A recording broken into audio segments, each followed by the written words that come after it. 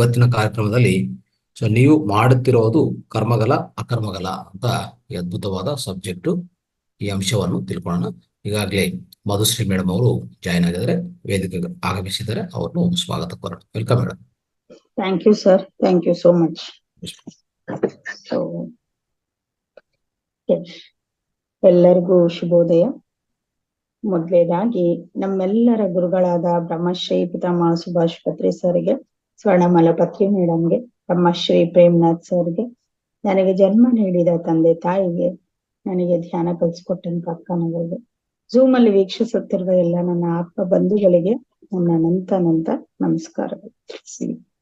Okay ಸ್ನೇಹಿತರೆ, so ನಮ್ಮ ಗುರುಗಳು ಅದ್ಭುತವಾದ ಹಲವಾರು ಕಾನ್ಸೆಪ್ಟ್ ಗಳನ್ನ ನಮ್ಗೆ ತಿಳಿಸಿದ್ದಾರೆ. ಸೊ ಅದೇ ರೀತಿ ಇವತ್ತಿನ ವಿಷಯ ಕರ್ಮ ಅಕರ್ಮ. ಹೇಗೆ ನಾವು ಕರ್ಮವನ್ನ ಅಕರ್ಮವನ್ನಾಗಿ ಮಾಡ್ಕೋಬೇಕು. ಹಾಗಾದ್ರೆ ಈ ಒಂದು ಮುಖ್ಯ ವಿಷಯವನ್ನ ತಿಳಿದುಕೊಳ್ಳಕ್ಕೆ ಕರ್ಮ ಅಂದ್ರೆ ಏನು, ಅಕರ್ಮವಂದ್ರೆ ಏನು ಅಂತ ಅರ್ಥ ಮಾಡ್ಕೊಳ್ತಾ ಈ ಒಂದು ವಿಷಯವನ್ನ ನಾವು ತಿಳಿದುಕೊಳ್ಳೋಣ.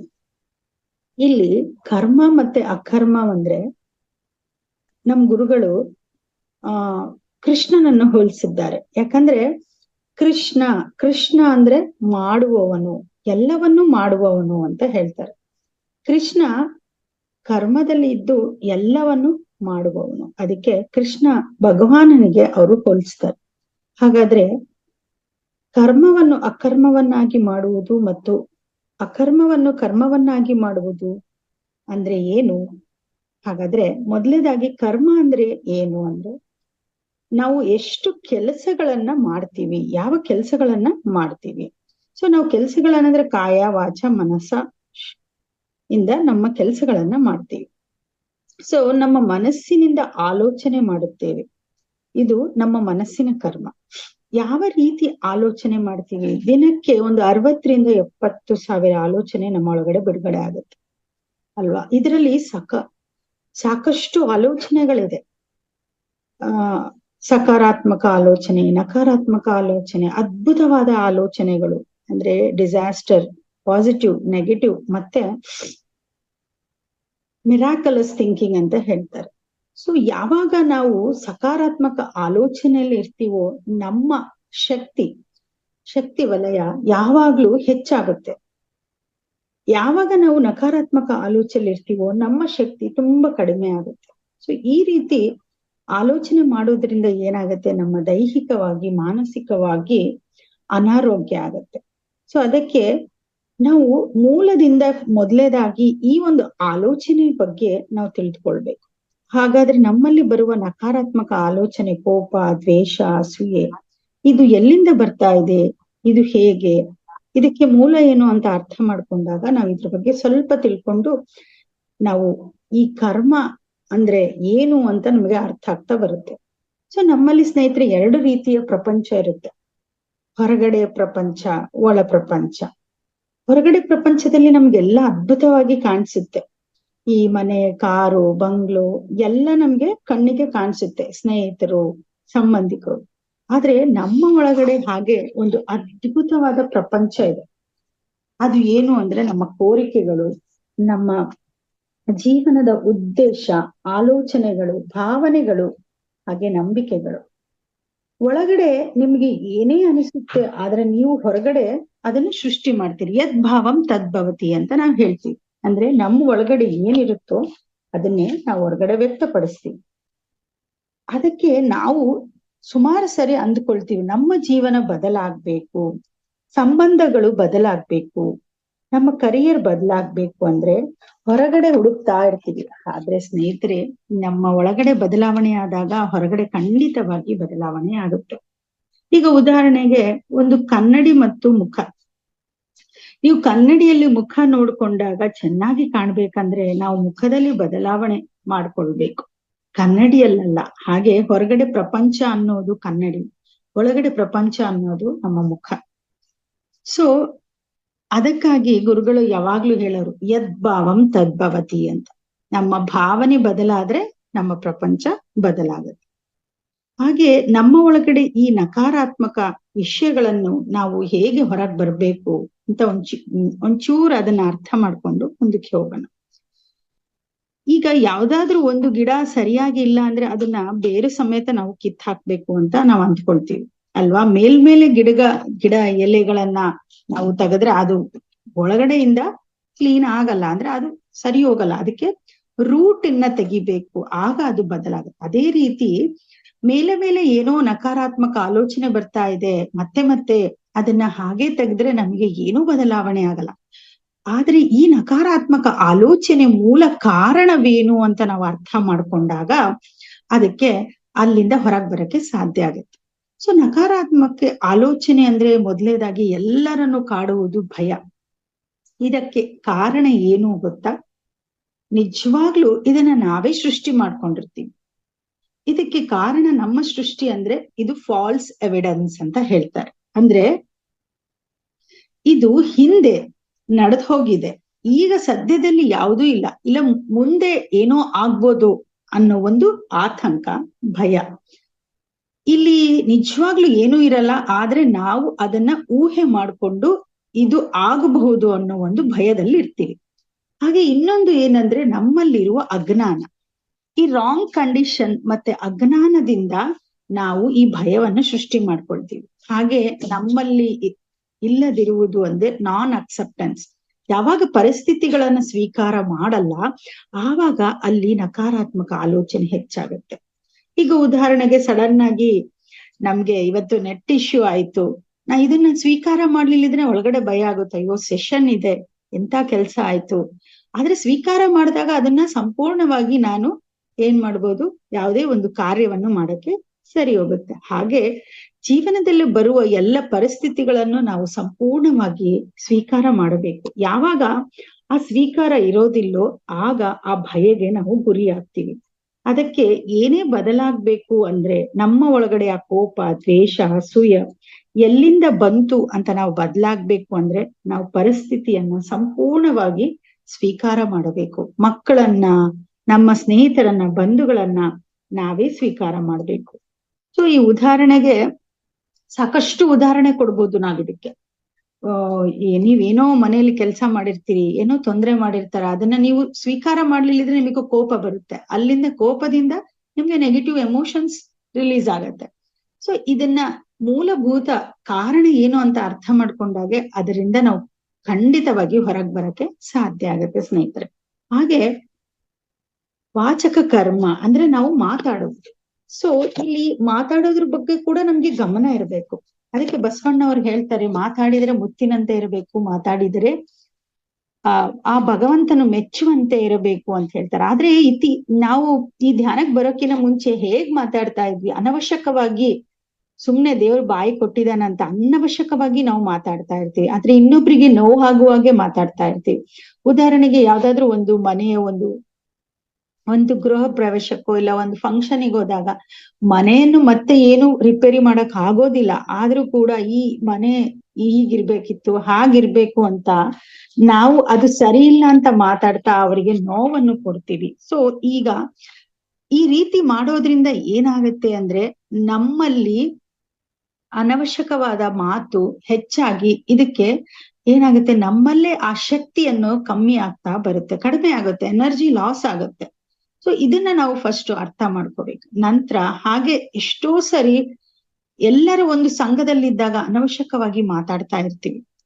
ಸೊ ಹಾಗೆ ಇನ್ನು ಹೇಳ್ಬೇಕಂದ್ರೆ ಸಾಕಷ್ಟು ಕಂಪ್ಲೇಂಟ್ಸ್ ಮಾಡ್ತೀವಿ, ಬೇರೆಯವ್ರ ಬಗ್ಗೆ ಜಡ್ಜ್ ಮಾಡ್ತೀವಿ, ಬೇರೆಯವ್ರ ಬಗ್ಗೆ ಕಂಪ್ಲೇಂಟ್ ಮಾಡ್ತೀವಿ. ಅವ್ರ ಜೀವನದ ಬಗ್ಗೆ ಅವ್ರಿಗೆ ಅಷ್ಟು ಕಾಳಜಿ ಇರಲ್ಲ, ಆದ್ರೆ ನಾವು ಅವ್ರ ಬಗ್ಗೆ ಕಾಳಜಿಯನ್ನು ವಹಿಸು, ಇವ್ರ ಜೀವನ ಹೀಗಿದೆ, ಇವ್ರು ಹಾಗಿದ್ದಾರೆ, ಇವ್ರು ಸರಿ ಇಲ್ಲ, ಇವ್ರ ಮನೇಲಿ ತೊಂದರೆ ಇದೆ, ಹಾಗೆ ಹೀಗೆ ಅಂತ ತುಂಬಾ ಅನವಶ್ಯಕವಾಗಿ ಮಾತಾಡ್ತಾ ನಮ್ಮ ಶಕ್ತಿಯನ್ನು ನಾವು ಕಳೆದುಕೊಳ್ತಾ ಇರ್ತೀವಿ ಸ್ನೇಹಿತರೆ.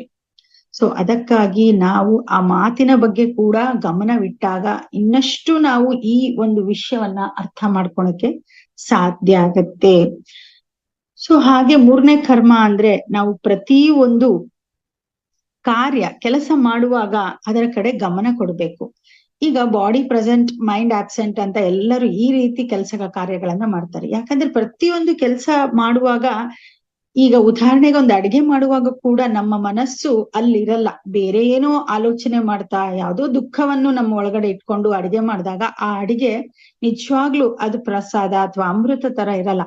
ಅದು ಅದ್ರ ಒಳಗಡೆ ಒಂದು ನಮ್ಮ ಭಾವನೆ ವಿಷದ ರೂಪದಲ್ಲಿ ಹೋಗಿ ಅದು ಎಲ್ಲರಿಗೂ ವಿಷ ಉಣಿಸುವ ಆ ಒಂದು ಆಹಾರ ಆಗತ್ತೆ.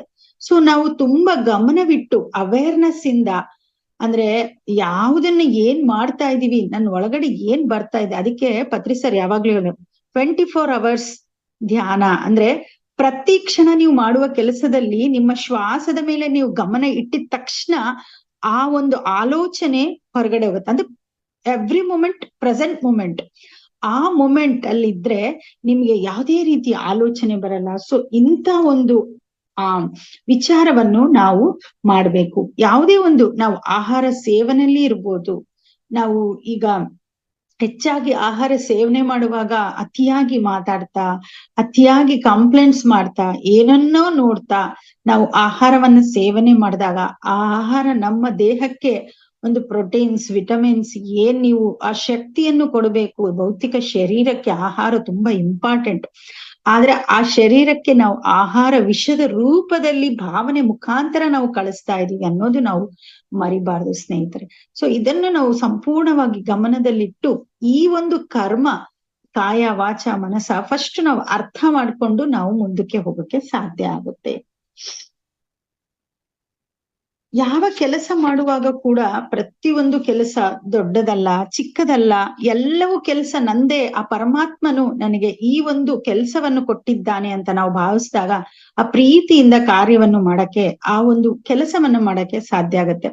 ಈಗ ಉದಾಹರಣೆಗೆ ನಮ್ಮ ಪಿರಮಿಡ್ ಮಾಸ್ಟರ್ಸ್ ಗುರುಗಳು, ಇವಾಗ ರಂಗಣ್ಣ ಸರ್ ಆಗಿರ್ಬೋದು, ರಂಗನಾಥ್ ಸರ್ ಆಗಿರ್ಬೋದು, ಯಾರೇ ಒಬ್ಬ ಮಾಸ್ಟರ್ಸ್ ನಮ್ಮ ಈ PSSM ಮೂವ್ಮೆಂಟ್ ಅಲ್ಲಿ ಅವರು ಮಾಡುತ್ತಿರುವ ಈ ಒಂದು ಕಾರ್ಯ ಆ ಭಗವಂತನ ಕಾರ್ಯ, ಆ ಭಗವಂತನು ನನಗೆ ತಿಳಿಸಿದ್ದಾನೆ, ಈ ಒಂದು ಇಷ್ಟಪಟ್ಟು ಆ ಒಂದು ಒಳಗಡೆಯಿಂದ ಹೃದಯ ಪೂರ್ವಕವಾಗಿ ಅವರ ಕೆಲಸವನ್ನು ಮಾಡುತ್ತಾರೆ. ಆಗ ಆ ಕೆಲಸಕ್ಕೆ ಒಂದು ಅರ್ಥ ಬರುತ್ತೆ. ಹಾಗೆ ನಾವ್ ಯಾವುದೇ ಕೆಲಸ ಮಾಡ್ಲಿ, ಮನೆಯಲ್ಲಿ ಏನೇ ಯಾರದೇ ಒಂದು ಕೆಲಸ ಇದ್ರು ಅದನ್ನ ಸಂಪೂರ್ಣವಾಗಿ ನನ್ನ ಕೆಲಸ, ಆ ಭಗವಂತನ ಕೆಲಸ ಅಂತ ಮಾಡ್ಬೇಕು. ಇತ್ತೀಚೆಗೆ ನಾವು IT ವರ್ಲ್ಡ್ ಅಲ್ಲಿ ಸಾಕಷ್ಟು ವರ್ಕ್ ಪ್ರೆಷರ್ ಅನ್ನ ನೋಡ್ತೀವಿ. ಈ ವರ್ಕ್ ಪ್ರೆಷರ್ ಇಂದ ಎಷ್ಟು ಹೇಟ್ ಮಾಡ್ತಾರೆ ಈ ಕೆಲ್ಸಕ್ಕೆ, ಏನಪ್ಪಾ ಇಂಥ ಕೆಲ್ಸ ಕೊಡ್ತಾ ಇದ್ದಾರೆ, ಯಾವುದೇ ರೀತಿಯ ಕೃತಜ್ಞತೆ ಭಾವ ಇಲ್ಲ. ಹೇಳ್ಬೇಕು ಅಂದ್ರೆ ನಿಜವಾಗ್ಲೂ ವರ್ಕ್ ಹೆವಿ ಇರ್ಬೋದು, ಹೆಚ್ಚಿರ್ಬೋದು, ಆದ್ರೆ ಅದಕ್ಕೆ ತಕ್ಕ ಹಾಗೆ ಸ್ಯಾಲ್ರಿ ಇರುತ್ತೆ. ಸೊ ಅದನ್ನ ಪ್ರೀತಿಸ್ಬೇಕು. ಆ ಒಂದು ವರ್ಕ್ ಅನ್ನ ಪ್ರೀತಿಸಿದಾಗ ಏನಾಗುತ್ತೆ, ಆ ಪ್ರೀತಿಯಿಂದ ಧ್ಯಾನದಿಂದ ಕೆಲ್ಸವನ್ನು ನಾವು 4 ಗಂಟೆ 5 ಗಂಟೆ ಮಾಡುವ ಕೆಲ್ಸ ಕೇವಲ 1 ಗಂಟೆಯಲ್ಲಿ ನಾವು ಕೆಲಸ ಮುಗಿಯೋಕೆ ಸಾಧ್ಯ ಆಗತ್ತೆ. ಸೊ ಈ ರೀತಿ ನಾವು ಚಿಕ್ಕ ಚಿಕ್ಕ ವಿಷಯಗಳನ್ನ ನಾವು ಗಮನಿಸಿದಾಗ ನಮ್ಗೆ ಅರ್ಥ ಆಗುತ್ತೆ. ಸೊ ಇದೆಲ್ಲ ಕರ್ಮ ನಮ್ಗೆ ತಿಳಿದೇ ಇದೆ ಸ್ನೇಹಿತರೆ. ಆದ್ರೆ ಈ ಕೆಲಸವನ್ನು ಅಕರ್ಮವನ್ನಾಗಿ ಮಾಡಬೇಕು. ಅಂದರೆ ಏನೂ ಆಲೋಚನೆ ಮಾಡದೆ, ಏನೂ ಕೆಲಸ ಮಾಡದೆ, ಏನೂ ಮಾತನಾಡದೆ ಇರುವುದೇ ನಿಜವಾದ ಧ್ಯಾನ ಅಂತ ಹೇಳ್ತಾರೆ. ಸೊ ಧ್ಯಾನದಲ್ಲಿ ಇದ್ದಾಗ ಯಾವ ರೀತಿ ಆಲೋಚನೆ ಇಲ್ಲ, ಧ್ಯಾನದಲ್ಲಿ ಯಾವ ಮಾತು ಇಲ್ಲ, ಧ್ಯಾನದಲ್ಲಿ ಯಾವ ಕೆಲಸ ಇಲ್ಲ. 2 ಕಣ್ಣು ಮುಚ್ಚೋದು, 2 ಕಾಲು ಕಟ್ಟಿ ಶರೀರವನ್ನು ಕದಲಿಸುವುದು ಇಲ್ಲ, ಯಾವುದೇ ರೀತಿಯ ಮೂವ್ಮೆಂಟ್ ಹಾಕೋಗಿಲ್ಲ ನಾವು. ಇದು ನಿಜವಾದ ಅಕರ್ಮ ಅಂತ ಹೇಳ್ತಾರೆ. ನೋಡಿ ಇಲ್ಲಿ ನಮ್ ಗುರುಗಳು ಏನ್ ತಿಳಿಸ್ತಾ ಇದ್ದಾರೆ, ಕರ್ಮವನ್ನ ಅಕರ್ಮವನ್ನಾಗಿ ಮಾಡ್ಕೊಳ್ಳಿಕ್ಕೆ ಏನ್ ಮಾಡ್ಬೇಕು ಅಂದ್ರೆ ಸ್ನೇಹಿತರೆ, ನಾವು ಧ್ಯಾನವನ್ನ ಮಾಡ್ಬೇಕು. ಪ್ರಪಂಚದಲ್ಲಿ ಯಾವುದು ಕರ್ಮ ಎಂದುಕೊಳ್ತೇವೋ ಅವೆಲ್ಲ ಅಕರ್ಮವನ್ನಾಗಿ ಮಾಡ್ಬೇಕು. ಹಾಗೆ ಇರುವುದು ಬುದ್ಧಿವಂತರ ಲಕ್ಷಣ. ಅದಕ್ಕೆ ಮೊದಲೇದಾಗಿ ಅವರು ಶ್ರೀಕೃಷ್ಣ ಪರಮಾತ್ಮನಿಗೆ ಅವರು ಹೋಲಿಸ್ತಾರೆ. ಸೊ ಆ ಪರಮಾತ್ಮನಿಗೆ ಎಲ್ಲವನ್ನು ಮಾಡುವ ಶಕ್ತಿ ಇತ್ತು ಅಂತ ಹೇಳ್ತಾರೆ. ಈ ಪ್ರತಿದಿನ ಈ ಎಲ್ಲ ಕರ್ಮವನ್ನು ಅಕರ್ಮವನ್ನಾಗಿ ಮಾಡಿಕೊಳ್ಳುತ್ತಾನೆ. ಅಂದ್ರೆ ಏನು ಆಲೋಚನೆ ಇಲ್ಲದೆ, ಏನು ಮಾತಿಲ್ಲದೆ, ಏನೂ ಕೆಲಸ ಇಲ್ಲದೆ ಧ್ಯಾನ ದಿನಕ್ಕೆ 1 ರಿಂದ 2 ಗಂಟೆ, ಎಷ್ಟು ಸಾಧ್ಯನೋ ಅಷ್ಟು ಹೆಚ್ಚು ಗಂಟೆಗಳ ಕಾಲ ಧ್ಯಾನ ಮಾಡ್ಬೇಕು. ಕೆಲವರಿಗೆ ಮಾಡ್ಲಿಕ್ಕೆ ಆಗೋದಿಲ್ಲ, ಆದ್ರೂ ಕೂಡ ನಿಮ್ಗೆ ಎಷ್ಟು ಸಾಧ್ಯನೋ ಅಷ್ಟನ್ನು ಮಾಡುವ ಪ್ರಯತ್ನವನ್ನು ಮಾಡಬೇಕು ಅಂತ ಹೇಳ್ತಾರೆ. ಧ್ಯಾನ ನಿಜವಾಗ್ಲೂ ಅಕರ್ಮ, ಆದರೆ ಅದು ನಿಜವಾದ ಕರ್ಮನು ಅಂತ ಹೇಳ್ತಾರೆ. ಇದು ಯಾರು ಧ್ಯಾನ ಮಾಡೋದಿಲ್ಲ ಅವರ ಬುದ್ಧಿಹೀನರು ಅಂತ ನಮ್ ಗುರುಗಳು ಹೇಳ್ತಾರೆ. ಅಂದ್ರೆ ಅವರಿಗೆ ಆ ಜ್ಞಾನ ಇರೋದಿಲ್ಲ, ಅವ್ರಿಗೆ ಹೇಗೆ ಜೀವನ ಮಾಡ್ಬೇಕು, ಹೇಗೆ ಇದನ್ನೆಲ್ಲ ಅರ್ಥ ಮಾಡ್ಕೋಬೇಕು ಅನ್ನೋ ಜ್ಞಾನ ಕೂಡ ಇರೋದಿಲ್ಲ. ಇವರು ಕೇವಲ ಕರ್ಮದಲ್ಲಿ ಜೀವನ ಮಾಡುತ್ತಾರೆ. ಧ್ಯಾನ ಮಾಡುವವರು ಯುಕ್ತ ಪುರುಷರು ಅಂತ ಹೇಳ್ತಾರೆ. ನಿಜವಾಗ್ಲೂ ಮೆಡಿಟೇಷನ್ ನಿಜವಾದ ನಮ್ಮ ಜೀವನದ ಒಂದು ಕರ್ಮ. ಇದು ಇಲ್ಲದೆ ಕೇವಲ ನಾನು ಇವಾಗ ಉದಾಹರಣೆಗೆ ಈ ಧ್ಯಾನ ಇಲ್ಲದೆ ನಾನು ಮನೆ ಕಟ್ತೀನಿ, ಸಂಸಾರ ಮಾಡ್ತೀನಿ, ಇಲ್ಲ ಏನೋ ಒಂದು ಕೆಲ್ಸ ಮಾಡ್ತೀನಿ ಅಂದ್ರೆ ನಿಜವಾಗ್ಲೂ ಅದಕ್ಕೆ ಅರ್ಥ ಇಲ್ಲ, ಯಾವುದೂ ಬೇಡ ಅಂತ ಹೇಳ್ತಾರೆ. ಧ್ಯಾನ ಮಾಡುವ ಮುನ್ನ ಕೇವಲ ಕಾಯ ವಾಚ ಮನಸ ಇವೇ ಕರ್ಮ ಅಂತ 100% ನಾವ್ ಅನ್ಕೊಂಡಿರ್ತೀವಿ ಸ್ನೇಹಿತರೆ. ಆದ್ರೆ ಯಾವುದ್ರ ಬಗ್ಗೆ ನಮ್ಗೆ ಅರಿವು ಇರೋದಿಲ್ಲ, ಜ್ಞಾನನೂ ಇರೋದಿಲ್ಲ, ಅಜ್ಞಾನದಲ್ಲಿ ಜೀವಿಸ್ತಾ ಇರ್ತೀವಿ. ಬೆಳಿಗ್ಗೆ ಎದ್ದಾಗಿನಿಂದ ನಮ್ಗೆ ತಿನ್ನೋದು, ಮಲಗೋದು ಅಷ್ಟೇ ನಮ್ಮ ಜೀವನ ಆಗಿರುತ್ತೆ. ಆದ್ರೆ ಧ್ಯಾನಕ್ಕೆ ಬರೋಕಿನ ಮುಂಚೆ ನಮ್ಮ ಜೀವನದ ಪರ್ಪಸ್ ಏನು, ಉದ್ದೇಶವೇನು, ನಾವೆಲ್ಲಿಂದ ಬಂದೀವಿ, ಎಲ್ಲಿಗೆ ಹೋಗ್ಬೇಕು, ನಾವು ಜೀವನದ ಬರುವ ಪರೀಕ್ಷೆಗಳು, ಸಮಸ್ಯೆಗಳು, ಇದ್ಯಾವುದ್ರ ಬಗ್ಗೆಯೂ ಜ್ಞಾನ ಇರಲ್ಲ. ಹೇಗೆ ನಾವು ಇದನ್ನ ಅರ್ಥ ಮಾಡ್ಕೋಬೇಕು, ಇಲ್ಲಿಂದ ಹೊರಗೆ ಹೇಗ್ ಬರ್ಬೇಕು ಅನ್ನೋದು ನಮ್ಮ ಒಂದು ಆಲೋಚನೆಯಲ್ಲಿ ಇರೋದೇ ಇಲ್ಲ. ಯಾವಾಗ್ಲೂ ಈ ಕೆಲ್ಸ ಕೆಲ್ಸ ಕೆಲ್ಸ, ತಿನ್ನೋದು, ಆರಾಮಾಗಿ ಹಾಯಾಗಿ ಮಲ್ಗೋದು, ಅಥವಾ ಯಾವುದೋ ಒಂದು ಅನವಶ್ಯಕವಾಗಿ ಮಾತಾಡೋದು, ಇಷ್ಟೇ ನಮ್ಮ ಒಂದು ಕರ್ಮ. ಈ ನಿರಂತರವಾದ ಕರ್ಮದಲ್ಲೇ ನಮ್ಮ ಜೀವನವನ್ನು ಸಂಪೂರ್ಣವಾಗಿ ಕೊನೆಗೊಳಿಸೋಷ್ಟು ಧ್ಯಾನಕ್ಕಿನ ಮುಂಚೆ ನಾವಿರ್ತೀವಿ ಅಂತ ಹೇಳ್ತಾರೆ. ಸೊ ಅದಕ್ಕೆ ಗುರುಗಳು ಏನ್ ಹೇಳ್ತಾರೆ, ಧ್ಯಾನ ಮಾಡುವವರಿಗೆ ಕಾಯಕ ಕರ್ಮ ಕಡಿಮೆ ಮಾಡ್ಕೊಳ್ಬೇಕು, ಧ್ಯಾನ ಎನ್ನುವುದು ಹೆಚ್ಚು ಮಾಡ್ಕೋಬೇಕು. ಯಾವಾಗ್ಲ ನಾವು ಧ್ಯಾನಕ್ಕೆ ಬರ್ತೀವೋ ಆಗ ನಮ್ಮ ಈ ಒಂದು ಕೆಲ್ಸ, ಈಗೇನು ಕರ್ಮದಿಂದ ಮಾಡ್ತೀವಲ್ಲ ಕಾಯ ವಾಚ ಮನಸ್ಸಿಂದ, ಅದನ್ನ ಸ್ವಲ್ಪ ಕಡಿಮೆ ಮಾಡ್ಕೊಂಡು ಧ್ಯಾನ ಮಾಡ್ಬೇಕು. ಇಲ್ಲಿ ಬಂದಿರುವುದು ನಾವು ಧ್ಯಾನ ಎರಡು ಮಾಡ್ಬೇಕು, ಅಂದ್ರೆ ಧ್ಯಾನ ಮಾಡ್ಬೇಕು ಮತ್ತೆ ಈ ಕೆಲ್ಸಗಳನ್ನು ಮಾಡ್ಬೇಕು ಅನ್ನೋದು ನಾವ್ ಯಾವಾಗ್ಲೂ ಮರಿಬಾರ್ದು ಅಂತ ಹೇಳ್ತಾರೆ ಸ್ನೇಹಿತರೆ. ಅದು ಬಿಟ್ಟು ಏನೋ ಸಾಧಿಸ್ಬೇಕು ಅಂತ ನಾವು ಅರ್ಥ ಮಾಡ್ಕೊಂಡ್ರೆ ಏನೂ ನಮ್ಗೆ ಸಿಗಲ್ಲ, ನಮ್ಮ ಜೀವನದಲ್ಲಿ ಒಂದು ಯಾವುದೇ ರೀತಿ ಒಂದು ತೃಪ್ತಿ ನಮಗೆ ಸಿಗಲಾರದು ಅಂತ ಹೇಳ್ತಾರೆ. ಎಲ್ಲ ಕಡೆ ಗುರುಗಳು ಹೇಳೋದು ಧ್ಯಾನ ಇದೆ, ಮೇಲಿನ ಲೋಕದಲ್ಲೂ ಧ್ಯಾನ ಇದೆ, ಇಲ್ಲಿನೂ ಧ್ಯಾನ ಇದೆ. ಅದಕ್ಕಾಗಿ ಪ್ರತಿಯೊಬ್ಬರು ಜೀವನದಲ್ಲಿ 50% ಧ್ಯಾನ, 50% ಕೆಲಸ, ಈ ರೀತಿ ನಾವು ಅದನ್ನ ನಿಭಾಯಿಸಿಕೊಂಡು ಹೋಗ್ಬೇಕು. ಅಂದ್ರೆ ಕರ್ಮ ಪ್ಲಸ್ ಅಕರ್ಮ 50-50% ಅಂತ ಹೇಳ್ತಾರೆ. ನೋಡಿ, ಯಾವ್ದನ್ನು ಅತಿಯಾಗಿ ಇಲ್ಲ, ಇದನ್ನ ಎರಡನ್ನು ಮಾಡ್ತಾ ನಾವು ಮುಂದಕ್ಕೆ ಹೋಗ್ಬೇಕು. ಧ್ಯಾನ ಯಾರಿಗೆ ಗೊತ್ತಿಲ್ಲ ಅವರು ಯಾವಾಗ್ಲೂ 100% ಆ ಒಂದು ಕರ್ಮದಲ್ಲಿ ಅಕರ್ಮವನ್ನು 0 ಆಗಿ ಮಾಡ್ಕೊಂಡಿರ್ತಾರೆ. ಆದ್ರೆ ಯಾವಾಗ ಧ್ಯಾನಕ್ಕೆ ಬರ್ತಾರೋ ಅವ್ರು 50% ಕರ್ಮ, 50% ಅಕರ್ಮವನ್ನಲ್ಲಿ ಇರ್ತಾರೆ. ಇವರಿಗೆ ಗೊತ್ತಿದೆ ಹೇಗೆ ನಾವು ಜೀವನ ಮಾಡೋದು. ಈಗ ಉದಾಹರಣೆ ನಾವು ಭಗವದ್ಗೀತಾದಲ್ಲಿ ಹೇಳಿರ್ತಾರೆ, ಕೃಷ್ಣ ಕರ್ಮವನ್ನು ಮಾಡು, ಇನ್ನ ಧರ್ಮವನ್ನು ಮಾಡು ಅಂತ ಹೇಳ್ತಾರೆ. ಎಲ್ಲ ಕೆಲಸವನ್ನು ಮಾಡುತ್ತಾರೆ. ಅದಕ್ಕೆ ಅವರು ಗುರುಗಳು ಕೃಷ್ಣನಿಗೆ ಕೃಷ್ಣ ಕೃತ್ ಅಂತ ಹೇಳ್ತಾರೆ, ಅಂದ್ರೆ ಆ ಕಾರ್ಯವನ್ನು ಮಾಡುವವನು. ಅದಕ್ಕೆ ಕೃಷ್ಣನಿಗೆ ಏನ್ ಹೇಳ್ತಾರೆ, ಯಾಕೆ ಈ ಹೆಸರು ಬಂದಿದೆ ಅಂದ್ರೆ ಅವರು ನಮ್ಮ ಈ ಕರ್ಮವನ್ನು 50% ಮಾಡ್ತಾ, ಅಕರ್ಮವನ್ನು 50% ಮಾಡ್ತಾ ಇವರು ಒಬ್ಬ ಯೋಗೀಶ್ವರರಾಗಿದ್ದಾರೆ. ನೋಡಿ, ಈ ಯೋಗೀಶ್ವರರು ಅಂದ್ರೆ ನಾವೇನೋ ಅಂದ್ಕೊಳ್ತೀವಿ, ನಿಜವಾಗ್ಲೂ ಆ ಗುರುಗಳು ಎಷ್ಟು ಸುಂದರವಾಗಿ ಎಲ್ಲ ಭಗವದ್ಗೀತಾ ಸಾರವನ್ನ ನಮ್ಗೆ ತಿಳಿಸ್ತಾ ಬಂದಿದ್ದಾರೆ. ಈ ಪ್ರಾಪಂಚಿಕ ಧ್ಯಾನ ಮತ್ತೆ ಆಧ್ಯಾತ್ಮಿಕ ಧ್ಯಾನ ಎರಡನ್ನು ನಾವು ಸರಿಸಮವಾಗಿ ತೂಗಿಸ್ಕೊಂಡು ಹೋಗ್ಬೇಕು. ಅದಕ್ಕೆ ಅವರಿಗೆ ಈ ಹೆಸರು ಬಂದಿದೆ. ಈಗ ಉದಾಹರಣೆಗೆ ಗುರುಗಳು ಏನ್ ಹೇಳ್ತಾರೆ, ಪಿರಮಿಡ್ ಮಾಸ್ಟರ್ಸ್ ಈ ಕೆಲಸವನ್ನು ಇತ್ತೀಚೆಗೆ ಮಾಡ್ತಾ ಇದ್ದಾರೆ.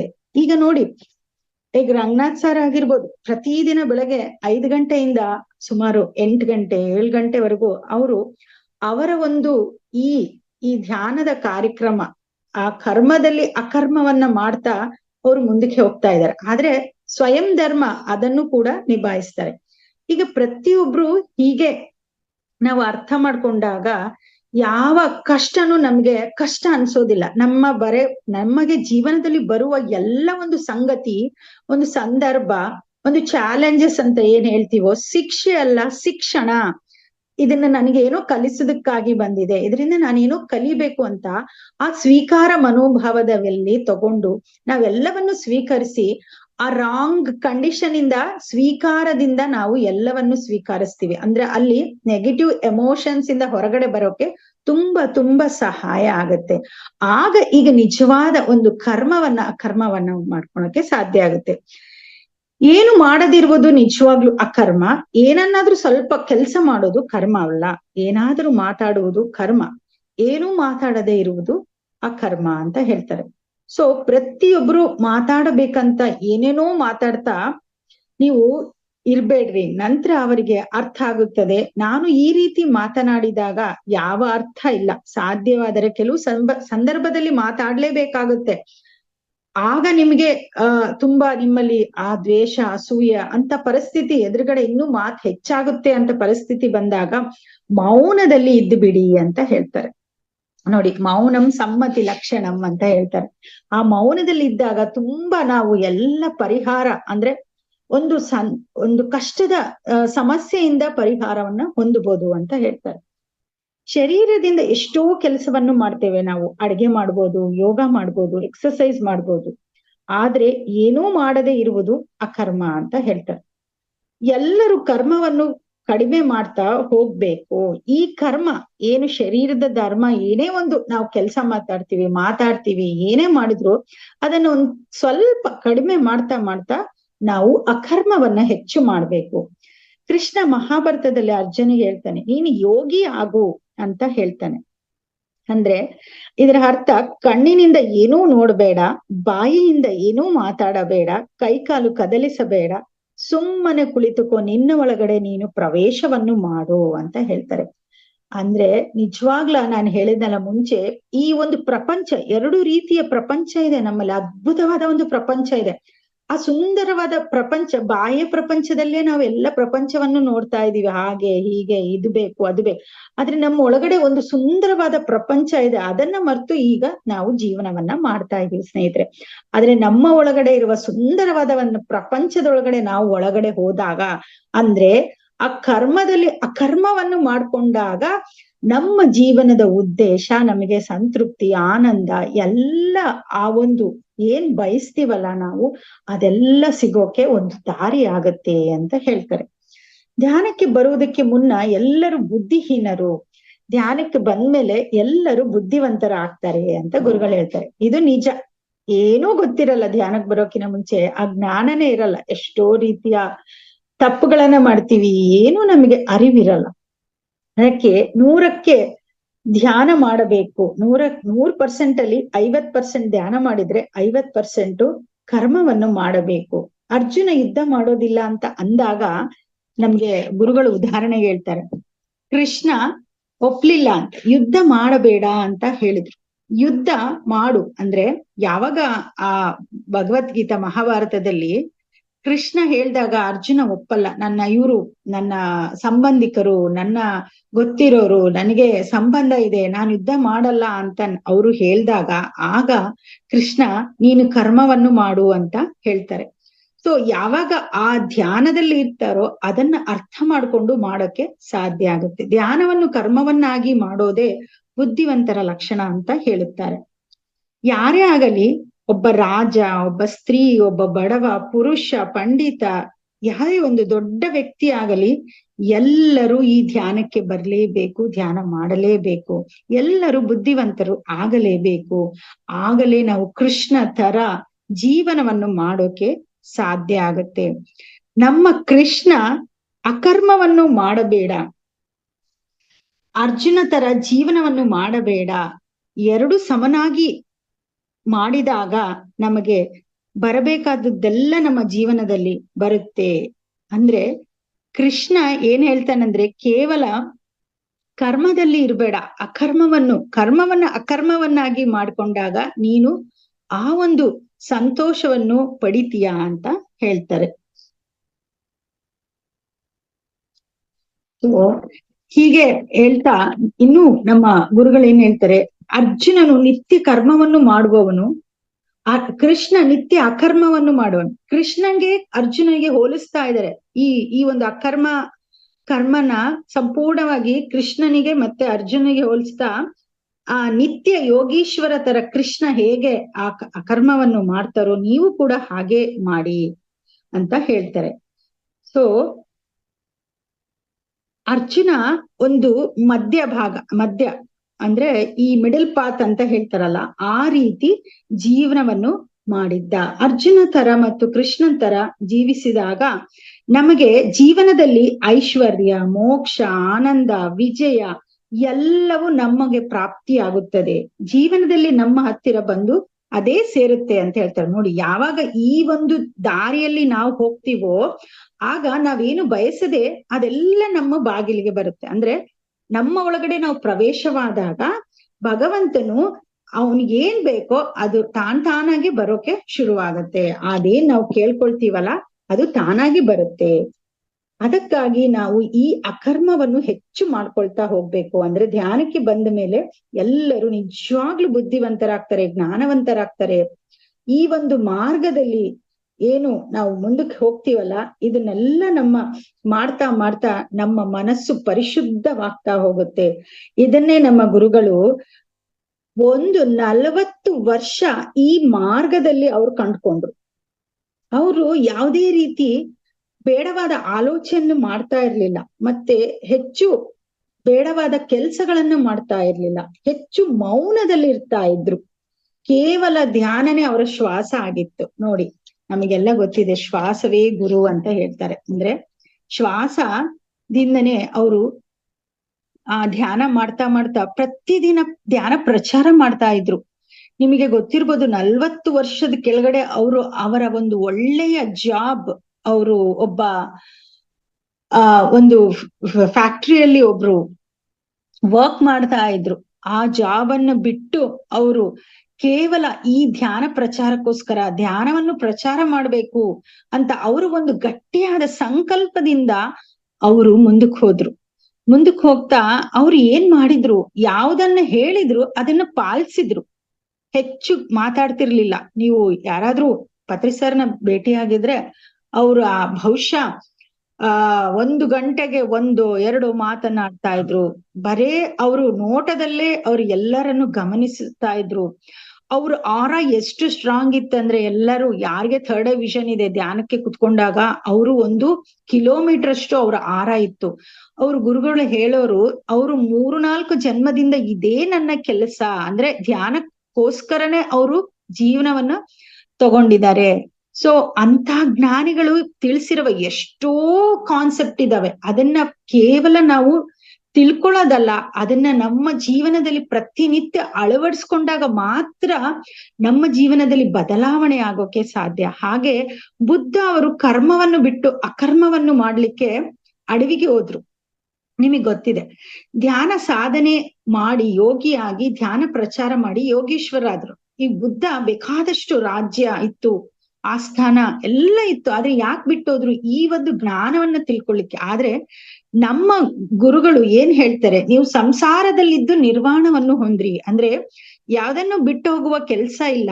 ನೀವು ಸಂಸಾರದಲ್ಲಿ ಇದ್ದೆ ಈ ಧ್ಯಾನವನ್ನ ಮಾಡ್ತಾ ಯೋಗೀಶ್ವರರಾಗ್ತಾ ಧ್ಯಾನ ಪ್ರಚಾರವನ್ನ ಮಾಡ್ತಾ ಎಲ್ಲ ಬುದ್ಧಿವಂತರ ಹಾಗೆ ಈ ಪಿರಮಿಡ್ ಮಾಸ್ಟರ್ಸ್ ಇದೇ ಒಂದು ಬದುಕು. ಸೊ ಹಾಗೆ ಸುಂದರವಾಗಿ ಒಂದೊಂದಾಗೆ ವಿವರಿಸ್ತಾ ಹೋಗ್ತಾರೆ. ಎಲ್ಲ ಕೆಲಸ ಮಾಡುತ್ತಾ ಧ್ಯಾನ ಪ್ರಚಾರ ಮಾಡ್ತಾ ಇದ್ದಾರೆ ನಮ್ಮ ಪಿರಮಿಡ್ ಮಾಸ್ಟರ್ಸ್ ಅಂತ ತುಂಬಾ ಸಂತೋಷವನ್ನು ವ್ಯಕ್ತಪಡಿಸ್ತಾರೆ. ಸೊ ಶರೀರ ಧರ್ಮ, ಮನಸ್ಸಿನ ಧರ್ಮ, ವಾಚಿಕ ಧರ್ಮ ಕಡಿಮೆ ಮಾಡ್ಕೊಳ್ತಾ ನಿನ್ನ ಆತ್ಮದ ಜೊತೆ ಒಂದಾಗ್ತಾ ಹೋಗ್ತಾ ಇದ್ದೀರಾ. ಅಂದ್ರೆ ಯಾವಾಗ ಈ ಕೆಲ್ಸವನ್ನ ನಾವು ಕಡಿಮೆ ಮಾಡ್ತೀವ, ನಿಜವಾದ ನಮ್ಮ ಕೆಲ್ಸ ಏನು ಅಂದ್ರೆ ನಮ್ಮ ಆತ್ಮದ ಜೊತೆಗಿರುವುದು. ಆದ್ರೆ ಧ್ಯಾನಕ್ಕಿಂತ ಮುಂಚೆ ಇದನ್ನೆಲ್ಲ ಮರ್ತು ನಾವು ಜೀವನ ಮಾಡ್ತಾ ಇದ್ವಿ ಸ್ನೇಹಿತರೆ. ಯಾವಾಗ ಈ ಕೆಲಸ ಕಾಯ ವಾಚ ಮನಸ ಶರೀರದ ಒಂದು ಕೆಲಸವನ್ನ ಕಡಿಮೆ ಮಾಡ್ಕೊಳ್ತೀವೋ ಆಗ ನಮ್ಮ ಆತ್ಮದ ಕೆಲಸವನ್ನು ಹೆಚ್ಚು ಮಾಡ್ತಾ ನಮ್ಮ ಆತ್ಮದ ಜೊತೆಗೆ ಒಂದಾಗ್ತೀವಿ, ಆತ್ಮದ ಶಕ್ತಿಯನ್ನು ಹೆಚ್ಚಿಸ್ಕೊಳ್ತೀವಿ. ಯಾಕಂದ್ರೆ ಸ್ನೇಹಿತರೆ, ಯಾವಾಗ ನಿಮ್ಮ ಆತ್ಮದ ಶಕ್ತಿ ಹೆಚ್ಚಾಗುತ್ತೋ ಆಗ ನಿಮ್ಗೆ ಬೇಕಾಗಿರೋದೆಲ್ಲ ಆ ಸಿರಿವಂತಿಕೆ, ಆ ಬುದ್ಧಿವಂತಿಕೆ, ಆನಂದ, ಸಂತೋಷ, ನೆಮ್ಮದಿ, ಮತ್ತೆ ಕಷ್ಟದಿಂದ ಹೊರಗ್ ಬರುವ ದಾರಿ, ಎಲ್ಲದಕ್ಕೆ ಒಂದು ಬಾಗಿಲು ಓಪನ್ ಆಗುತ್ತೆ. ಆದ್ರೆ ಇದನ್ನ ಯಾರು ಮಾಡ್ತಾರೋ ಅವರಿಗೆ ಮಾತ್ರ ಇದು ಸಾಧ್ಯ ಅಂತ ಹೇಳ್ತಾರೆ. ನಿನ್ನ ಜೊತೆ ನೀನು ಇದ್ದಾಗ ನಿನ್ನ ಎಲ್ಲ ಧರ್ಮವನ್ನು ಭಗವಂತ ನೋಡ್ಕೊಳ್ತಾನೆ. ಧ್ಯಾನವೇ ಇದು. ಧ್ಯಾನದಲ್ಲಿ ಮತ್ತು ಪ್ರಚಾರದಲ್ಲಿ ಇದ್ದಾಗ ನಿಮ್ಮ ಕೆಲಸ ಆ ಭಗವಂತ ನೋಡಿಕೊಳ್ಳುತ್ತಾನೆ. ಹಾಗೆ ಅಂತ ಕೃಷ್ಣ ಹೇಳ್ತಾರಂತೆ. ಅಂದ್ರೆ ಕೇವಲ ನೀನು ಕೆಲ್ಸವನ್ನು ಮಾಡು, ಬೇರೆ ಏನನ್ನು ಅಪೇಕ್ಷೆ ಪಡಬೇಡ.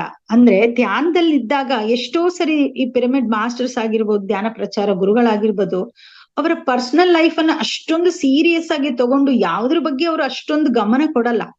ನೀವು ಅಂದ್ಕೋಬಹುದು ಯಾಕೆ ಈ ರೀತಿ ಅಂದ್ರೆ ಅವ್ರಿಗೆ ಒಂದು ನಂಬಿಕೆ, ಆ ಭಗವಂತನ ಮೇಲೆ ಒಂದು ನಂಬಿಕೆ ದೃಢವಾಗಿ. ಹೇಗೆ ಪಶು ಪಕ್ಷಿಗಳು ಅವ್ರ ಜೀವನ ಮಾಡ್ತಾ ಇರ್ತವೆ, ಏನ್ ಊಟ ಸಿಗ್ಲಿ ಸಿಗದೆ ಇರ್ಲಿ ಆ ಭಗವಂತ ನನ್ನನ್ನು ನೋಡ್ಕೊಳ್ತಾನೆ ಅಂತ ಹೆಂಗೆ ಒಂದು ನಂಬಿಕೆಯಿಂದ ಹೋಗ್ತಾರೋ, ಅದೇ ನಂಬಿಕೆ ಈ ಯಾರು ಈ ಕರ್ಮವನ್ನು ಕಡಿಮೆ ಮಾಡಿ ಅಕರ್ಮವನ್ನದಲ್ಲಿ ದಾರಿಯಲ್ಲಿ ಇರ್ತಾರೋ, ಆ ಧ್ಯಾನದಲ್ಲಿರ್ತಾರೋ, ಆ ಮಾಡುವವರಿಗೆ ಭಗವಂತ ನೋಡ್ತಾ ಇರ್ತಾನಂತೆ. ಅಂದ್ರೆ what you gives you receives, law of attraction. ನೀನ್ ಏನನ್ನು ಕೊಡ್ತೀಯಾ ಅದನ್ನು ಪಡಿತೀಯ.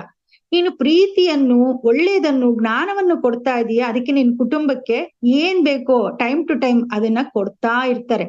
ಆ ಸೋರ್ಸು ಯೂನಿವರ್ಸಲ್ ಏನು ಬ್ರಹ್ಮಾಂಡ, ಆ ಸೋರ್ಸ್ ಇರುತ್ತಲ್ಲ, ಆ ಸೋರ್ಸ್ ಇಂದ ನಿನ್ಗೆ ಯಾವಾಗ ಏನ್ ಬೇಕೋ ಯಾವ ಟೈಮಿಗೆ ಅದು ಪಡಿತಾನೇ ಇರ್ತೀರಾ ಅಂತ ಕೃಷ್ಣ ಭಗವಾನನು ಹೇಳಿರೋದು. ನಮ್ಮ ಗುರುಗಳು ಅದನ್ನೇ ತಿಳಿಸ್ತಾರೆ. ಅದಕ್ಕೆ ಅವರು ಕೂಡ ಅಷ್ಟೇ, ಅವ್ರ ಫ್ಯಾಮಿಲಿಯಲ್ಲಿ ಜಾಬ್ ಬಿಟ್ರು, ಮಕ್ಳ ಎಜುಕೇಶನ್, ಫ್ಯಾಮಿಲಿ ಒಂದು ಏನೇ ಒಂದು ಬೇಕಂದ್ರು ಅದಕ್ಕೆ ಯಾರು ಗಮನನೇ ಕೊಡದೆ ಅವ್ರ ಕೆಲ್ಸವನ್ನ ಮಾಡ್ತಾ ಹೋದ್ರು. ಎಲ್ಲ ಕೆಲ್ಸನು ಆಗ್ತಾ ಇತ್ತು. ಸೊ ಈ ರೀತಿ ನಾವು ನಮ್ಮ ಕರ್ತವ್ಯವನ್ನು ಸರಿಯಾಗಿ ಮಾಡಿದಾಗ ಮೇಲಿನ ಮಾಸ್ಟರ್ಸ್ ನಮಗೆ ಏನು ಕೂಡ ಬೇಕೋ ಅದು ನಮ್ಮ ಸಮಯಕ್ಕೆ ಯಾವಾಗ್ಲೂ ಟೈಮ್ ಟು ಟೈಮ್ ಕೊಡ್ತಾ ಇರ್ತಾರೆ. ಈಗ ನೀವೊಂದು ಪ್ರಾವಿಡೆಂಟ್ ಫಂಡ್, ಯಾವ್ದೋ ಒಂದು ಫಂಡ್ ಅಲ್ಲಿ ಹಣ ಇನ್ವೆಸ್ಟ್ ಮಾಡಿದ್ರೆ ನಿಮ್ಗೆ ಅದ್ರ ರಿಟರ್ನ್ಸ್ ಬಂದೇ ಬರುತ್ತಲ್ಲ, ಹಾಗೆ ಇದು ನಾವು ನಮ್ಮ ಧ್ಯಾನದಲ್ಲಿ ಮಗ್ನರಾದಾಗ ಯಾವ ಸಮಯಕ್ಕೂ ಏನ್ ಬೇಕೋ ಅದನ್ನ ನಾವು ಪಡೆಯೋ ಶಕ್ತಿ ನಮ್ಮಲ್ಲಿ ಬರುತ್ತೆ. ಅದಕ್ಕೆ ಭಗವದ್ಗೀತೆಯಲ್ಲಿ ಹೇಳಿರೋದು ಧ್ಯಾನ ಮಾಡಿ ಎಲ್ಲರೂ ಧ್ಯಾನದಲ್ಲಿ ಲೀನರಾಗಿ ಅಂತ ಹೇಳ್ತಾರೆ. ಈ ಪ್ರಾಪಂಚಿಕ ಕಾರ್ಯವನ್ನು ಕಡಿಮೆ ಮಾಡ್ಕೊಳ್ತಾ ನಿಜವಾಗ್ಲೂ ಅಕರ್ಮದಲ್ಲಿರಿ. ಇದೇ ನಮ್ ಗುರುಗಳು ತಿಳಿಸಿರೋ ಒಂದು ಕರ್ಮ ಅಕರ್ಮವನ್ನಾಗಿ ಹೇಗೆ ಮಾಡ್ಕೊಳ್ಬೇಕು ಅಂದ್ರೆ ಅದಕ್ಕೆ ದೊಡ್ಡ ಮಾರ್ಗ ಧ್ಯಾನ ಸಾಧನೆ, ಮತ್ತಷ್ಟು ಕೆಲವು ತಿಳುವಳಿಕೆ ನಾವು ಇದ್ದಾಗ ನಾವು ನಿಜವಾಗ್ಲೂ ಆ ಕರ್ಮವನ್ನಾಗಿ ಮಾಡ್ಕೊಂಡು ನಮ್ಮ ಜೀವನವನ್ನು ಸಂತೋಷವಾಗಿ, ಆನಂದವಾಗಿ, ಸಂತೃಪ್ತಿಯಿಂದ ಆ ಭೋಗ ಏನ್ ಬೇಕೋ ಅಬಂಡೆನ್ಸ್, ಸಮೃದ್ಧಿಯಿಂದ ನಾವು ಜೀವನ ಮಾಡೋಕೆ ದಾರಿ ಆಗುತ್ತೆ ಅಂತ ಈ ಒಂದು ವಿಷಯವನ್ನ ತುಂಬಾ ಸುಂದರವಾಗಿ ನಮ್ಮ ಪತ್ರಿ ಸರ್ನ ತಿಳಿಸಿದ್ದಾರೆ. ಸೊ ಅದನ್ನ ನನಗೆ ತಿಳ್ಕೊಂಡು ನಾನು ತಿಳ್ಕೊಂಡಿದ್ದೀನಿ ಅದನ್ನ ನಿಮ್ಗೆ ತಿಳ್ಸೋಕೆ ಪ್ರಯತ್ನವನ್ನು ಮಾಡಿದ್ದೀನಿ. ಸೊ ಈ ಅವಕಾಶವನ್ನು ಮಾಡಿಕೊಟ್ಟಿರುವ ರಂಗನಾಥ್ ಸರ್ ಅವ್ರಿಗೆ, ಮತ್ತೆ ಇಷ್ಟೊತ್ತು ಸಹನೆಯಿಂದ ಕೇಳಿರುವ ಎಲ್ಲ ಝೂಮ್ ಅಲ್ಲಿರುವ ನನ್ನ ಆತ್ಮ ಬಂಧುಗಳಿಗೆ ನನ್ನ ಹೃದಯಪೂರ್ವಕ ಧನ್ಯವಾದಗಳು. Thank you sir. Thank you madam.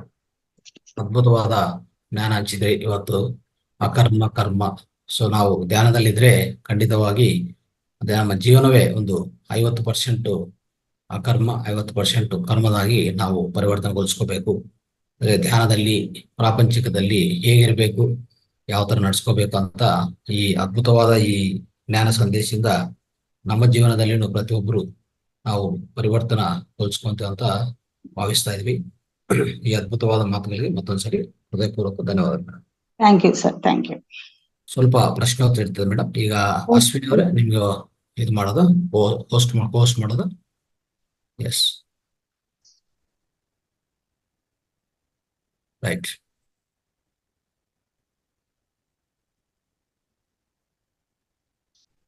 ನಮಸ್ಕಾರ ಮೇಡಮ್. ನಮಸ್ಕಾರ ಸರ್. ಎಲ್ಲಾ ಮಾಸ್ಟರ್ಸ್ ನಮಸ್ಕಾರ. ಮೇಡಮ್, ನಾವು ಏನ್ ಮಾಡ್ತಾ ಇದೀವಿ, ಕರ್ಮನೋ ಅಕರ್ಮನೋ, ಪಾಪ ಪುಣ್ಯ, ಧರ್ಮ ಕರ್ಮ, ಈ ತರದ ವಿಚಾರಗಳನ್ನ ಸಾಕಷ್ಟು ಇವತ್ತು ತಿಳಿಸ್ಕೊಟ್ಟಿದ್ದೀರಾ ಮೇಡಮ್. ನಿಮ್ಗೆ ಮತ್ತೊಮ್ಮೆ ಧನ್ಯವಾದಗಳನ್ನ ತಿಳಿಸ್ತೀನಿ. Thank you madam. Thank you madam. Masters, ಇವತ್ತು ಮೇಡಮ್ ತುಂಬಾ ಅದ್ಭುತವಾಗಿ ಕರ್ಮಗಳ ಬಗ್ಗೆ ಅಕರ್ಮಗಳ ಬಗ್ಗೆ ನಮ್ಗೆ ತಿಳಿಸ್ಕೊಟ್ಟಿದ್ದಾರೆ. ಯಾರದೇ ಪ್ರಶ್ನೆ ಏನೇ ಅನುಭವಗಳಿದ್ದಲ್ಲಿ ಮೇಡಮ್ನ ಕೇಳ್ಬೋದು ಅಂತ ಹೇಳ್ತಾ, ಸುಜಾತ ಮೇಡಮ್.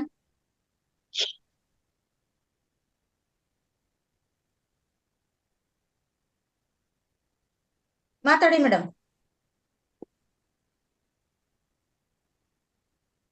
ಎಲ್ಲ ಆತ್ಮ ಬಂಧುಗಳಿಗೆ ನನ್ನ ಪ್ರಣಾಮಗಳು. ರಂಗನಾಥ್ ಗುರುಜಿ, ಅಶ್ವಿನಿ ಮೇಡಮ್ ಅವರಿಗೆ ಎಲ್ಲರಿಗೂ ತುಂಬಾ ಧನ್ಯವಾದಗಳು. ಮೇಡಮ್ ಹೇಳಿದ ಹಾಗೆ ನನಗೆ ಮೊದಲು ಮದುವೆಕ್ಕಿಂತ ಮೊದಲು ಅಧ್ಯಾತ್ಮದಲ್ಲಿ ಧ್ಯಾನದಲ್ಲಿ ಇದ್ದೆ. ನಾನು ಮದುವೆ ಹೇಗಾಯಿತು ಹಾಗೆ ಧ್ಯಾನವನ್ನು ಬಿಟ್ಟೆ, ಸಂಸಾರದಲ್ಲಿ ಬಿದ್ದೆ. ಎಲ್ಲರದು ಫಕ್ತ ಏನು ಮನದಲ್ಲಿ ಕಪಟ ಇಲ್ಲದೆ ಎಲ್ಲ ಕಾಯಕವನ್ನು ಮಾಡಿದೆ.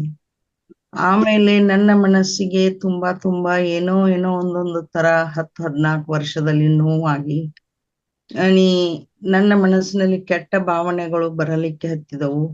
ಮೇಡಮ್ ಅವರು ಹೇಗೆ ಹೇಳಿದರು, ನಮ್ಮ ಮನಸ್ಸಿನಲ್ಲಿ ಹೊರಗಿನ ಒಂದು ಸಂಸಾರದಲ್ಲಿ ಕನ್ನಡಿ ಹಾಗೆ ನಮ್ಮ ಆತ್ಮ ಇರುವುದು ಒಳಗಿಂದು ಬೇರೆ, ಹೀಗೆ ಹೇಳಿದಾರಲ್ಲವೇ, ಹಾಗೆ ನನ್ನ ಮನಸ್ಸಿನಲ್ಲಿ ಏನೇನು ಕೆಟ್ಟ ವಿಚಾರಗಳು ಬಂದವು, ಹಾಗೆ ಎಲ್ಲ ನಡೆದಿದೆ ಮೇಡಮ್ ನನ್ನ ಜೀವನದಲ್ಲಿ.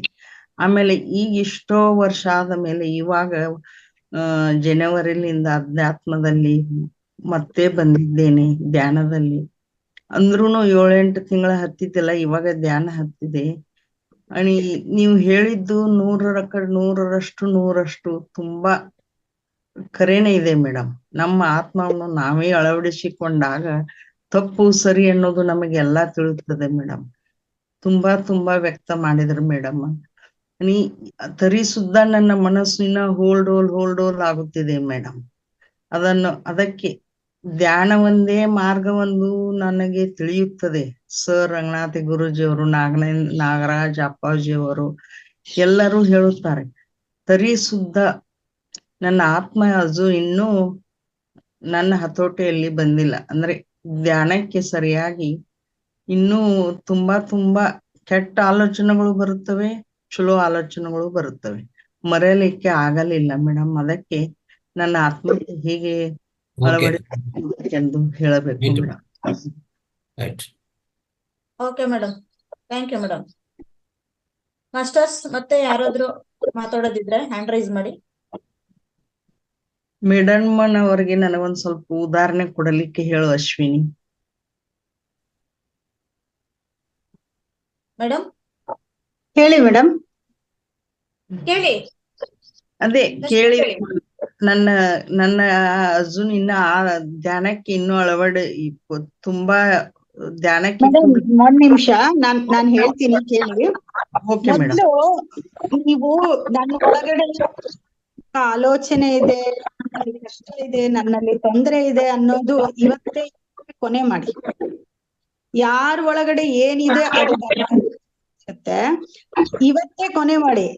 ನನ್ ಜೀವನ ಹೀಗಿತ್ತು ಹಾಗಿತ್ತು ಅಂತ ಪದೇ ನೀವು ಆ ಬಿಟ್ಟು ಹೋಗಿರೋ ಒಂದು ಜೀವನನ, ಆಗೋಗಿರೋ ಜೀವನನ ನೀವು ಇನ್ನೂ ಅದಕ್ಕೆ ಇನ್ನು ಆ ಪಾಸ್ಟ್ ಎಲ್ಲ ಇದ್ರೆ ಇನ್ನೂ ಹೆಚ್ಚಾಗ್ತಾ ಹೋಗುತ್ತೆ. ಅಂತ ಪರಿಸ್ಥಿತಿನೇ ನೀವು ಅಟ್ರಾಕ್ಟ್ ಮಾಡ್ತೀರಾ. ಸೊ ಅದ್ರ ಬದಲಾಗಿ ಈ ಕ್ಷಣದಲ್ಲಿ ನಾನು ಸಂತೋಷವಾಗಿದ್ದೀನಿ ಕ್ಷಣ ಅಂದ್ರೆ ಕೃತಜ್ಞತಾ ಭಾವವನ್ನು ಅಭ್ಯಾಸ ಮಾಡಿ. ಪ್ರತಿಯೊಂದು ಏನಿದೆ ನಿಮ್ಮಲ್ಲಿ ಆಲ್ರೆಡಿ, ನಿಮ್ ಮನೆ, ನಿಮ್ದು ಫೈನಾನ್ಷಿಯಲ್ ಏನೇ ಇರ್ಬೋದು, ಅದಕ್ಕೆ ನಾನು ಕೃತಜ್ಞತಳಾಗಿದ್ದೇನೆ ಅಂತ ಪ್ರತಿದಿನ ಧನ್ಯವಾದ ಅಂತ ಪ್ರತಿಯೊಂದು ವಸ್ತುಗೆ, ಪ್ರತಿಯೊಂದು ಒಂದು ಸಿಚುಯೇಷನ್ಗೆ, ಪ್ರತಿಯೊಂದು ನಿಮ್ ಮನೇಲಿ ಏನ್ ಬಳಸ್ತಾ ಇದ್ದೀರಾ ಅದಕ್ಕೆ ಪ್ರತಿದಿನ ನೀವು ಹೇಳ್ತಾ ಬನ್ನಿ. ಆಗ ನಿಮ್ಗೆ ಅರ್ಥ ಆಗುತ್ತೆ ನಿಜವಾಗ್ಲು ನನಗೆ ಇಷ್ಟೆಲ್ಲ ಭಗವಂತ ಕೊಟ್ಟಿದ್ದಾನೆ. ನೀರಾಗಿರ್ಬೋದು, ನಿಮ್ ತರಕಾರಿ ಆಗಿರ್ಬೋದು, ನೀವು ಪ್ರತಿದಿನ ನೀವು ಮಾಡುವ ಕಾರ್ಯದಲ್ಲಿ, ನೀವು ಊಟ ಮಾಡುವಾಗ ಆ ಒಂದು ಅನ್ನಕ್ಕಾಗಿರ್ಬೋದು, ಹಾಗೆ ಪ್ರತಿದಿನ ನೀವು ಹೇಳ್ತಾ ಬಂದಾಗ ನಿಮ್ಮ ಒಳಗಡೆ ಆ ನೆಗೆಟಿವ್ ಥಾಟ್ಸ್ ಅನ್ನೋದು ಕಮ್ಮಿ ಆಗತ್ತೆ. ಅದ್ರ ಜೊತೆಗೆ ಹೆಚ್ಚು ಸಾಧನೆ ಮಾಡಿ. ದಿನಕ್ಕೆ 1 ಗಂಟೆ 2 ಗಂಟೆ 3 ಗಂಟೆ ನಿಮ್ಗೆ ಯಾವಾಗ ಟೈಮ್ ಸಿಗುತ್ತೋ ಅವಾಗ ಹೆಚ್ಚೆಚ್ಚು ಕಂಟಿನ್ಯೂಸ್ 3 ಅವರ್ಸ್ ಮೆಡಿಟೇಷನ್ ಮಾಡಿದಾಗ ಆ ಒಂದು ವಿಚಾರದಿಂದ ಹೊರಗ್ ಬರ್ತೀರಾ. ಇಲ್ಲ ಅಂದ್ರೆ ನೀವು ಇನ್ನೂ ಅಲ್ಲೇ ಇರ್ತೀರಾ, ಇನ್ನ 10 ವರ್ಷ ಆದ್ರೂ ಅಲ್ಲೇ ಇರ್ತೀರಾ. Okay madam. Right. Okay madam, ನಿಮ್ ಪ್ರಶ್ನೆಗೆ ಖಂಡಿತವಾಗ್ಲೂ ಉತ್ತರ ಕೊಟ್ಟಿದ್ದಾರೆ ಮೇಡಮ್. ಮಾಸ್ಟರ್ಸ್ ಹ್ಯಾಂಡ್ ರೈಸ್ ಮಾಡಿ, ಯಾರು ಮತ್ತೆ ಪ್ರಶ್ನೆ ಕೇಳೋದಿದ್ರೆ. ಪ್ರಶ್ನೆ ಇಲ್ಲಾಂದ್ರೆ ಅನುಭವ ಹಂಚ್ಕೊಳ್ಳಿ. ಓಕೆ, ಸೊ ಇನ್ನೊಂದು 5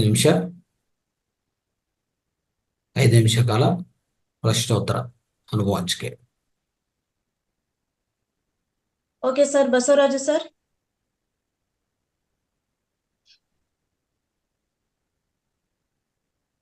ಎಸ್ ಸರ್.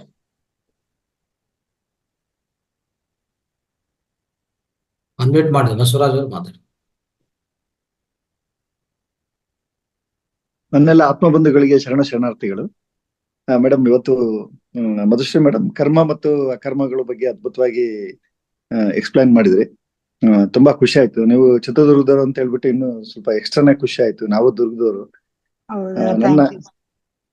ನನ್ನ ಕ್ವಶನ್ ಏನು ಅಂತಂದ್ರೆ, ಈಗ ನಾವು ಯಾರಿಗೇ ಆಗ್ಲಿ ಏನೇ ಪ್ರಾಬ್ಲಮ್ ಆದ್ರೆ ಅವ್ನ ಕರ್ಮ ಅಂತ ಹೇಳ್ತಾ ಇರ್ತೀವಿ ಮೇಡಮ್. ಅವನಿಗೆ ಕಾಯಿಲೆ ಬಿದ್ರೆ ಅವ್ನ ಕರ್ಮ ಅಂತೀವಿ, ಏನಾದ್ರೂ ಕ್ರೈಸಿಸ್ ಆದ್ರೆ ಅವ್ನ ಕರ್ಮ ಅಂತೀವಿ, ಅವ್ನ ಪೂರ್ವಜಿತ ಕರ್ಮ ಅಂತೀವಿ. ಇಲ್ಲ ಅಂದ್ರೆ ನಾನ್ ಅಬ್ಸರ್ವ್ ಮಾಡಿದಂಗೆ ತುಂಬಾ ಜನ ಏನ್ ಮಾಡ್ತಾರೆ, ಮೆಡಿಟೇಟ್ ಮಾಡ್ತಿರ್ತಾರೆ ಅಥವಾ ಯಾವ್ದೋ ಒಂದು ಭಕ್ತಿ ಮಾರ್ಗದಲ್ಲಿ ಇರ್ತಾರೆ ಮೇಡಮ್. ಆ ಭಕ್ತಿ ಮಾರ್ಗದಲ್ಲಿ ಇರೋರು ತುಂಬಾ ಮೆಡಿಟೇಷನ್ ಎಲ್ಲಾನು ಮಾಡಿನು ಅವ್ರಿಗೇನೋ ಪ್ರಾಬ್ಲಮ್ ಬರುತ್ತೆ. ಅವಾಗ್ಲೂ ಏನ್ ಮಾಡ್ತಾರೆ ಜನ, ಅವ್ರಿಗೆ ಅವ್ನ್ ಕರ್ಮ ಅಂತಾರೆ. ಓಕೆ, ಈ ಭಕ್ತಿ ಮಾರ್ಗ ಆ ಕರ್ಮನ ಯಾಕೆ ಓವರ್ಟೇಕ್ ಯಾಕೆ ಮಾಡೋದಿಲ್ಲ ಮೇಡಮ್? ಅದೇ ಸರ್, ಯಾಕೆ ಓವರ್ಟೇಕ್ ಮಾಡಲ್ಲ ಅಂದ್ರೆ, ಈಗ ಎಲ್ಲರ ಜೀವನ ಅವರು ಯಾವ್ದೋ ಒಂದು ಪಾಸ್ಟ್ ಲೈಫ್ ಅಲ್ಲಿ ಕರ್ಮಗಳನ್ನ ಅನುಭವಿಸಕ್ಕೋಸ್ಕರ ಈ ಜೀವನವನ್ನು ತಗೊಂಡಿರ್ತಾರೆ. ಕೆಲವು ಸರಿ ಈ ಮಾರ್ಗದಲ್ಲಿದ್ದು ಈ ಮಾರ್ಗದಿಂದನೇ ನೀನ್ ಈ ಕರ್ಮವನ್ನು ಕಳ್ಕೋಬೇಕು ಅಂತ ಕೇಳ್ಕೊಂಡ್ ಬರ್ತಾರೆ. ಸೊ ಅವಾಗ ಅದು ಅವ್ರ ಒಂದು ಡಿಸೈನ್ ಆಗಿರುತ್ತೆ. ಅವರು ಸೋಲ್ ಲೆವೆಲ್ ಅಲ್ಲಿ ಇದ್ದಾಗ ಇದನ್ ಕಲಿಯೋದಕ್ಕೋಸ್ಕರ ಈ ಲೈಫ್ ಅಲ್ಲಿ ನಾನು ಈ ಕರ್ಮವನ್ನು ತಗೊಂಡು ಬರ್ಬೇಕು, ಇದನ್ನ ಕಳ್ಕೊಂಡು ನಾನು ಮುಂದಕ್ಕೆ ಹೋಗ್ಬೇಕು ಅಂತ ಕೇಳ್ಕೊಂಡ್ ಬಂದಾಗ ಅವಾಗ ಅವ್ರಿಗೆ ಅದೇ ಬರುತ್ತೆ. ಬಟ್ ಆ ಸೋಲ್ ಲೆವೆಲ್ ಇದ್ದಾಗ ಅವ್ರು ಏನ್ ಕೇಳಿರ್ತಾರ ಗೊತ್ತಾಗಲ್ಲ. ಆದ್ರೆ ನೀವು ಬರೇ ಕೆಲವರಿಗೆ ಈ ರೀತಿ ಆಗತ್ತೆ ಅಂತ ನೋಡಿದಿರ, ಆದ್ರೆ ಕೆಲವರಿಗೆ ಅದರಿಂದ ಸಂಪೂರ್ಣವಾಗಿ ಹೊರಗ್ ಬಂದವರು ಇದಾರೆ. ಅದು ಎಷ್ಟು ಎಕ್ಸಾಂಪಲ್ಸ್ ತಗೋಬಹುದು. ನೀವು PMC ಕನ್ನಡದಾಗ ಹೋದಾಗ ಎಷ್ಟೋ ಜನ ಧ್ಯಾನದಿಂದ ಸಂಪೂರ್ಣವಾಗಿ ಆರೋಗ್ಯವನ್ನು ಹೊಂದಿರೋರ್ನು ಕೂಡ ನೀವು ನೋಡ್ಬೋದು. ಆದ್ರೆ ನೀವು ಕೇಳಿಲ್ಲ. ಆದ್ರೆ ನೋಡಿ, ನಮ್ ಗಮನ ಯಾವಾಗ್ಲೂ ಯಾವ್ದೋ ಒಂದು ಈಗ ಆಗೋಗಿರುತ್ತಲ್ಲ ಅದ್ರ ಬಗ್ಗೆ ನಮ್ ಗಮನ ಇರುತ್ತೆ. ಆದ್ರೆ ಎಷ್ಟು ಒಳ್ಳೇದಾಗಿರುತ್ತೆ, ಸುಮಾರು 5% ಏನೋ ನಿಮ್ಗೆ ಆ ರೀತಿ ಆಗಿರುತ್ತೆ, ಅವ್ರ ಡಿಸೈನ್ ಇರುತ್ತೆ. 90% ಸಂಪೂರ್ಣವಾಗಿ ಅದ್ರಿಂದ ಹೊರಗ್ ಬಂದು ಅವರು ಇನ್ನು ಎತ್ತರಕ್ಕೆ ಹೋಗಿರ್ತಾರೆ. ಅದ್ರ ಕಡೆ ನಮ್ ಗಮನ ಹೋಗಲ್ಲ. ಆದ್ರೆ ನಮ್ ಗಮನ ಯಾವಾಗ್ಲೂ ಆ ನೆಗೆಟಿವಿಟಿ ಮೇಲೆ ಇರುತ್ತೆ. ಅಂದ್ರೆ ಉದಾಹರಣೆಗೆ ಒಂದು ಪೇಪರ್ ಅಲ್ಲಿ ಬಿಳಿ ಹಾಳೆನೂ ಇರುತ್ತೆ, ಒಂದು ಕಪ್ಪು ಚುಕ್ಕೆ ಇರುತ್ತೆ. ಕಪ್ಪು ಚುಕ್ಕೆ ಮೇಲೆ ನಮ್ ಕಣ್ಣು ಹೋಗುತ್ತೆ. ಆ ಬಿಳಿ ಹಾಳೆ ಎಷ್ಟು ಸುಂದರವಾಗಿ ಕಾಣಿಸ್ತಾ ಇರುತ್ತೆ, ಅದ್ರ ಕಡೆ ನಮ್ ಗಮನ ಹೋಗಲ್ಲ. ಅಂದ್ರೆ ಯಾವ್ದು ನಮ್ಮ ಜೀವನಕ್ಕೆ ಚೆನ್ನಾಗ್ ಅನ್ಸುತ್ತೆ ಅದ್ರ ಕಡೆ ಗಮನ ಕೊಟ್ಟು ಅವ್ರು ಹೇಗೆ ಜೀವನ ಮಾಡಿದ್ರು, ಅವ್ರು ಹೇಗೆ ಬಂದ್ರು ಅಂತ ನೀವು ಅರ್ಥ ಮಾಡ್ಕೊಂಡಾಗ ಈ ಪ್ರಶ್ನೆಗೆ ಉತ್ತರ ಸಿಗುತ್ತೆ. ನೀವು ಕೇಳಿದ ಪ್ರಶ್ನೆ ನಂಗೆ ಅರ್ಥ ಆಯ್ತು. ಆದ್ರೆ ಎಲ್ಲದಕ್ಕೂ ಅವ್ರ ಡಿಸಿಷನ್. ಇಲ್ಲಿ ಬಂದ್ಮೇಲೆ ಇದೇ ರೀತಿ ಅವ್ರು ಹೋಗ್ಬೇಕು, ಅವ್ರು ಮಾಡ್ಬೇಕು ಅಂತ ಅವ್ರು ಅನ್ಕೊಂಡಿದ್ರೆ ಅದಕ್ಕೆ ಯಾರು ತಪ್ಸಕ್ ಆಗಲ್ಲ. ನಿಮ್ ಪ್ರಶ್ನೆ ಉತ್ತರ ಸಿಕ್ಕಿದೆ. Definitely madam, definitely. Okay, thanks madam, thanks a lot madam. Okay sir, thank you. Raghavan sir ಮಾತಾಡಿ. ನಮಸ್ಕಾರ ಮೇಡಮ್, ಎಲ್ಲರಿಗೂ ನಮಸ್ಕಾರ. ನಮಸ್ತೆ. ಎಲ್ಲರೂ ಇಷ್ಟು ದಿನ ಅಖಂಡ ಕರ್ನಾಟಕದಲ್ಲಿ ನಾನು ಭಾಗವಹಿಸ್ತಾ ಇದ್ದೆ. ಈ ಮೊನ್ನೆ ಬುದ್ಧ ಪೂರ್ಣಿಮಾದ ಇದಕ್ ಬಂದಾಗ ಮಹಾವತಾರ ಟಿವಿ ಇದು ಯಾವ್ದೋ ಒಂದು ಪಾಂಪ್ಲೆಟ್ ಕೊಟ್ರು, ಅದನ್ನ ಸರಿಯಾಗಿ ಗಮನಿಸದೆ ಹೋದೆ. ಅದನ್ನ ನಿನ್ನೆ ಯಾವ್ದೋ ಓಪನ್ ಅದ್ರ ಬಗ್ಗೆ ವಿಡಿಯೋ ಸಿಕ್ತು. ನೋಡ್ತಾ ಇದ್ದಾಗ ನನಗೆ ಒಂದು ಉತ್ತೇಜನ ಸಿಕ್ತು. ಇವತ್ತು ಇಲ್ಲಿ ಜಾಯ್ನ್ ಆಗಿದ್ದೀನಿ. ಮೇಡಮ್, ನಂದು ವಾಟ್ಸಪ್ ಗ್ರೂಪ್ ಇದ್ರೆ ಅದನ್ನ ಆಡ್ ಮಾಡಿ ಅಂತ ಕೇಳ್ಕೊಳ್ತಾ ಇದ್ದೀನಿ. ಓಕೆ ಸರ್, ನಾನ್ ರಂಗನಾಥ್ ಸರ್ಗೆ ನಾನು ವಾಟ್ಸಪ್ ಗ್ರೂಪ್ ಇನ್ ಲಿಂಕ್ ಕಳಿಸ್ತೀನಿ, ನೀವು ಜಾಯ್ನ್ ಆಗಿ. ನಾನು ಆ ಲಿಂಕ್ ಇದು ಮಾಡಿದೆ, ಆದ್ರೆ ಅದು ಇವಾಗ ಇಲ್ಲ ಅಂತ ಏನೋ ಬಂದಿದೆ.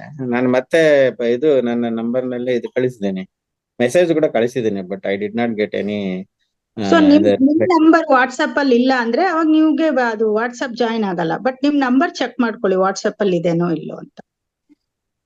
ಹಾ ನಿಮ್ಮ ವಾಟ್ಸ್ಆಪ್ ಅಂದ್ರೆ ಯಾವ ಗ್ರೂಪ್ ಜಾಯ್ನ್ ಆಗಬೇಕು? ಮೇಡಮ್ ಗ್ರೂಪ್ ಇಲ್ಲ ಈ ಮಾತಾಡ್ ಟಿವಿ ಗ್ರೂಪ್ ಮಾತಾಡ್ತೀವಿ.